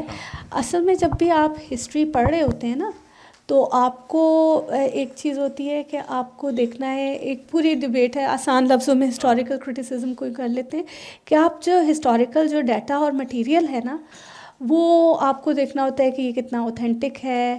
ٹھیک ہے. اور پھر اس کے بعد اب مختلف پروسیسز ہیں, let's not go into that. صرف اس کو سمپل یہ رکھیں کہ because he is asking for authors, تو اس کو صرف آپ یہ رکھیں کہ ابھی آپ نے اگر پڑھنی ہے کوئی ایپیسوڈ تو آپ یہ دیکھ لیں کہ اس کے لیے سب سے اچھا اکیڈیمک کون ہے. ٹھیک ہے. اس کے علاوہ جیسے آپ ہسٹری آف سائنس پڑھنا چاہ رہے ہیں تو کچھ پاپولر آتھرز آ گئے ہیں, آبویسلی آپ ہسٹری آف سائنس کے اوپر وہ پڑھ سکتے ہیں. تو آپ کو یہ دیکھنا ہے کہ کون اس چیز کے اوپر اتھارٹی ہے, بس اس کو پڑھ لیجیے. کنفیوژن تو ان کو پڑھ کر آپ کو زیادہ ہی ہوگی, کم تو نہیں ہوگی. جی پلیز, اور ہے کوئی کویسچن؟ جی شکریہ. صرف ایک کمنٹ ہے, ایک ان پٹ ہے, اور ایک کنفیوژن میں دور کرتا ہوں آپ کی. کمنٹ یہ ہے کہ بہت خوبصورت آپ کی گفتگو تھی, بہت شاندار تھی, اور آپ نے اپنی تمام گفتگو میں ہسٹری کے اوپر جس لہجے میں جس طرح بات کی ہے بہت کم سننے میں آتا ہے, اور معروضی کوئی ایسا حوالہ دے کے آپ نے گفتگو کا معیار نیچے بھی نہیں آنے دیا, اس لیے بہت خوشی ہوئی آپ سے مل کے. اور ان پٹ یہ ہے کہ یہ جب عبادت گاہیں اور یہ وغیرہ گرائی جاتی تھی تو یہ حقیقت ہے کہ یہ سب نے ہی گرائی ہیں, اور اس کے باقی سارے اسپیکٹس آپ نے بتایا. تو ایک یہ بھی ہوتا تھا کہ فوجوں کا یا واریئرز کا یا عوام کو بڑا آسرا امید اپنے اس لاڈ سے, اس بت سے ہوتی تھی, تو لہذا اس لیے بھی گرایا جاتا تھا کہ تاکہ وہ بے آسرا ہو جائیں اور وہ ہماری اوبیڈینس میں آ جائیں نا. تو یہ چیز بھی ہوتی تھی. اور کنفیوژن یہ دور کرنی تھی کہ یہ حامد میر نے تو ایسے ہی جسے جواب دینے کے لیے یا لاجواب کرنے کے لیے کہ جی آپ نے یہ غوری شوری میزائل بنا لیے یہ وہ, تو یہ اس کا وہ تھا جیسے آفتاب اقبال جیسے جنگوازم والے لوگ ہوتے ہیں, شاونسٹ لوگ ہوتے ہیں اتھارٹیٹیو وے میں, کہ جناب آپ نے بھائی یہ جو لٹیرے تھے انٹروڈرز سے, اگر ان کے ناموں پہ بموں کا نام, ٹینک کے نام, میزائل کے رکھ دیے تو ٹھیک کیا نا. تو کیا آپ چاہتے ہو کہ ان لوگوں کے ناموں پہ پھولوں کے نام رکھ دیے جائیں؟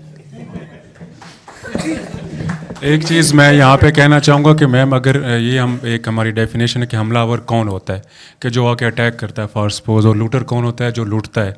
ब्रिटिश को उसको हम कहते हैं कि अंग्रेज़ जो थे उन्होंने यहाँ पे लूटा भी और वो कलोनियल पावर थे. तो फिर मुसलमान भी थे, वो यहाँ से पैसे भी ले गए, लूट के भी ले गए, हमला भी किया, मारा भी. तो यहाँ पे थोड़ी सी हमें लफ्ज़ जो है ना वो सोहेल वड़ाई साहब लफ्ज़ यूज़ करते हैं तज़ाद, मैं वो मुनाफ़क़त यूज़ करने लगा तो वो सख्त लफ्ज़ था, वो फिर बोल ही दिया. तो यहाँ पे ये हमें ख़त्म करनी होगी कि जो फिर लूटने वाला है तो वो मुसलमान भी लूटने वाला है और वो अंग्रेज़ भी लूटने वाला है अगर इसने लूटा है, और हमलावर है तो वो मुसलमान भी हमलावर है और अंग्रेज़ भी हमलावर है. जी. अच्छा, जब आप कह रहे हो ना कि लूट के चले गए, अब जो पूरी वो हिंदुत्व की डिबेट्स हैं वो मैं सुनती रहती हूँ, तो वो कहते हैं कि जी लूट लिया मुसलमानों ने. तो ठीक है, लेकिन लूट के कहाँ पर लेके गए? अंग्रेज़ तो बरतानिया लेके जा रहे थे, तो मुसलमान कहाँ ले जा रहे थे? वो अफ़गानिस्तान जो पहले महमूद ऑफ गज़ना की जहाँ तक बात होती है, ये भी एक प्रॉब्लम है कि जो टेरिटोरियल बॉर्डर्स हैं उस वक्त बहुत अलग थे. महमूद ऑफ गज़ना का विंटर कैपिटल लाहौर था. अहमद शाह अब्दाली बहुत सारा जो प्रेजेंट डे पाकिस्तान है उसके ऊपर वो मौजूद था. So while I have no emotional connection और आई डू नॉट, मुझे कोई मसला नहीं है, आप उनको जो मर्ज़ी कह लें, लेकिन हमें ये भी देखना है कि जो प्री नेशन स्टेट जो बॉर्डर्स हैं स्टेट के वो बहुत फ़र्क हैं. तो इसीलिए मैं कह रही हूँ ना, कन्फ्यूजन ही कन्फ्यूजन है. करें क्या? स्टेट तो थी नहीं, नेशन स्टेट का कॉन्सेप्ट ही बहुत लेट है. तो जो भी वो थी चीज़ जिस पे हुकूमत कर रहे थे रकबा, उसके तो बॉर्डर ही हर वक्त चेंज होते रहते थे. तो जी प्लीज़. अस्सलाम वालेकुम, थैंक यू सो मच. वाकई एक जिसका दानिशकदा है ये. अच्छा, एक बात, एक लफ्ज़ है नॉवल्टी और एक है true picture of historical verified होता है. वो मुख्तलिफ एंगल से वेरीफाइड होके लिस्टेड हो जाता है. हम लोग हमारे पास बदकिस्मत ये है कि वेरीफाइड हिस्ट्री नहीं है, अवेलेबल नहीं है. बहुत सारे ममालिक ने, इवन विकीपीडिया पे भी जाए तो वो वेरीफाइड होता है और ओपन होता है कि इस पर क्रिटिसाइज़ कर सकते हैं, उसको वेरीफाइड कर सकते हैं, उसको टेक्निकली सही कर सकते हैं. अच्छा, ये नॉवल्टी पे हम ज़्यादा ज़ोर करते हैं. अब हर कॉलेज, हर मीन के जितनी भी बुक्स हैं, टेक्स्ट बुक्स के अलावा मैगज़ीन्स वगैरह में मतलब है कि हिस्ट्री को बदमज़ा या उसको डिस्टर्ब किया जाता है अपने एंगल से. एक ये बात. दूसरी बात ये कि फोकल पॉइंट हमारा सेंट्रल एशिया भी है, साउथ एशिया सिर्फ नहीं है, क्योंकि ये ईस्ट और वेस्ट का ट्रेड रूट होता था. और सबसे पहले मज़े की बात है कि काउंसलिंग पंचायत जो बाद में ये इसी जगह से उभरी है. काउंसलिंग, शूरा, काउंसलिंग, पंचायत, मजलिस, जरगा, ये सब पहली दफ़ा 9वीं और 10वीं हिजरी में एशिया में और साउथ एशिया में, और उनको ख़राब करने के लिए उन्हें ख़ानदान गुलामा कहा है, क्योंकि उसमें पहले डिनेस्टी होती थी, बादशाहत होती थी, जंगें होती थी, नुकसान ही नुकसान होता था और नस्ल दर नस्ल होता था. लेकिन काउंसलिंग में उनका ग़ुलाम भी बादशाह बन जाता है. जिस तरह अब्दाली भी मतलब है कि ज़ंदान से निकाल के उनको बादशाह बनाया गया. कुतुबुद्दीन ऐबक जो है वो एक नॉर्मल बंदा होता है दरबार में, लेकिन उनकी विजनरी पावर देख के उसको वहाँ हाकिम बनाया जाता है और उससे. अच्छा, ट्रेड यहाँ पे है कि ट्रेड को इन्होंने रखा हुआ है पॉजिटिव यहाँ पॉइंट. सिल्क रूट भी बाद में हुआ है, और उस वक़्त यूरोप सारा डार्क एज में था. यहाँ कोई यूनिवर्सिटी नहीं थी. यूनिवर्सिटी भी सेंट्रल एशिया से, बुखारा, समरकंद वगैरह, ये सब के सब. अरब ने सस्टेन नहीं किया. आखिरी पैगंबर भी आके उन्होंने सारा कुछ दे के, कुरान दे के, उसके बाद भी 200 साल के अंदर अंदर वो डिस्पर्स हो गए सारे, आपस में क्वारलिंग वगैरह.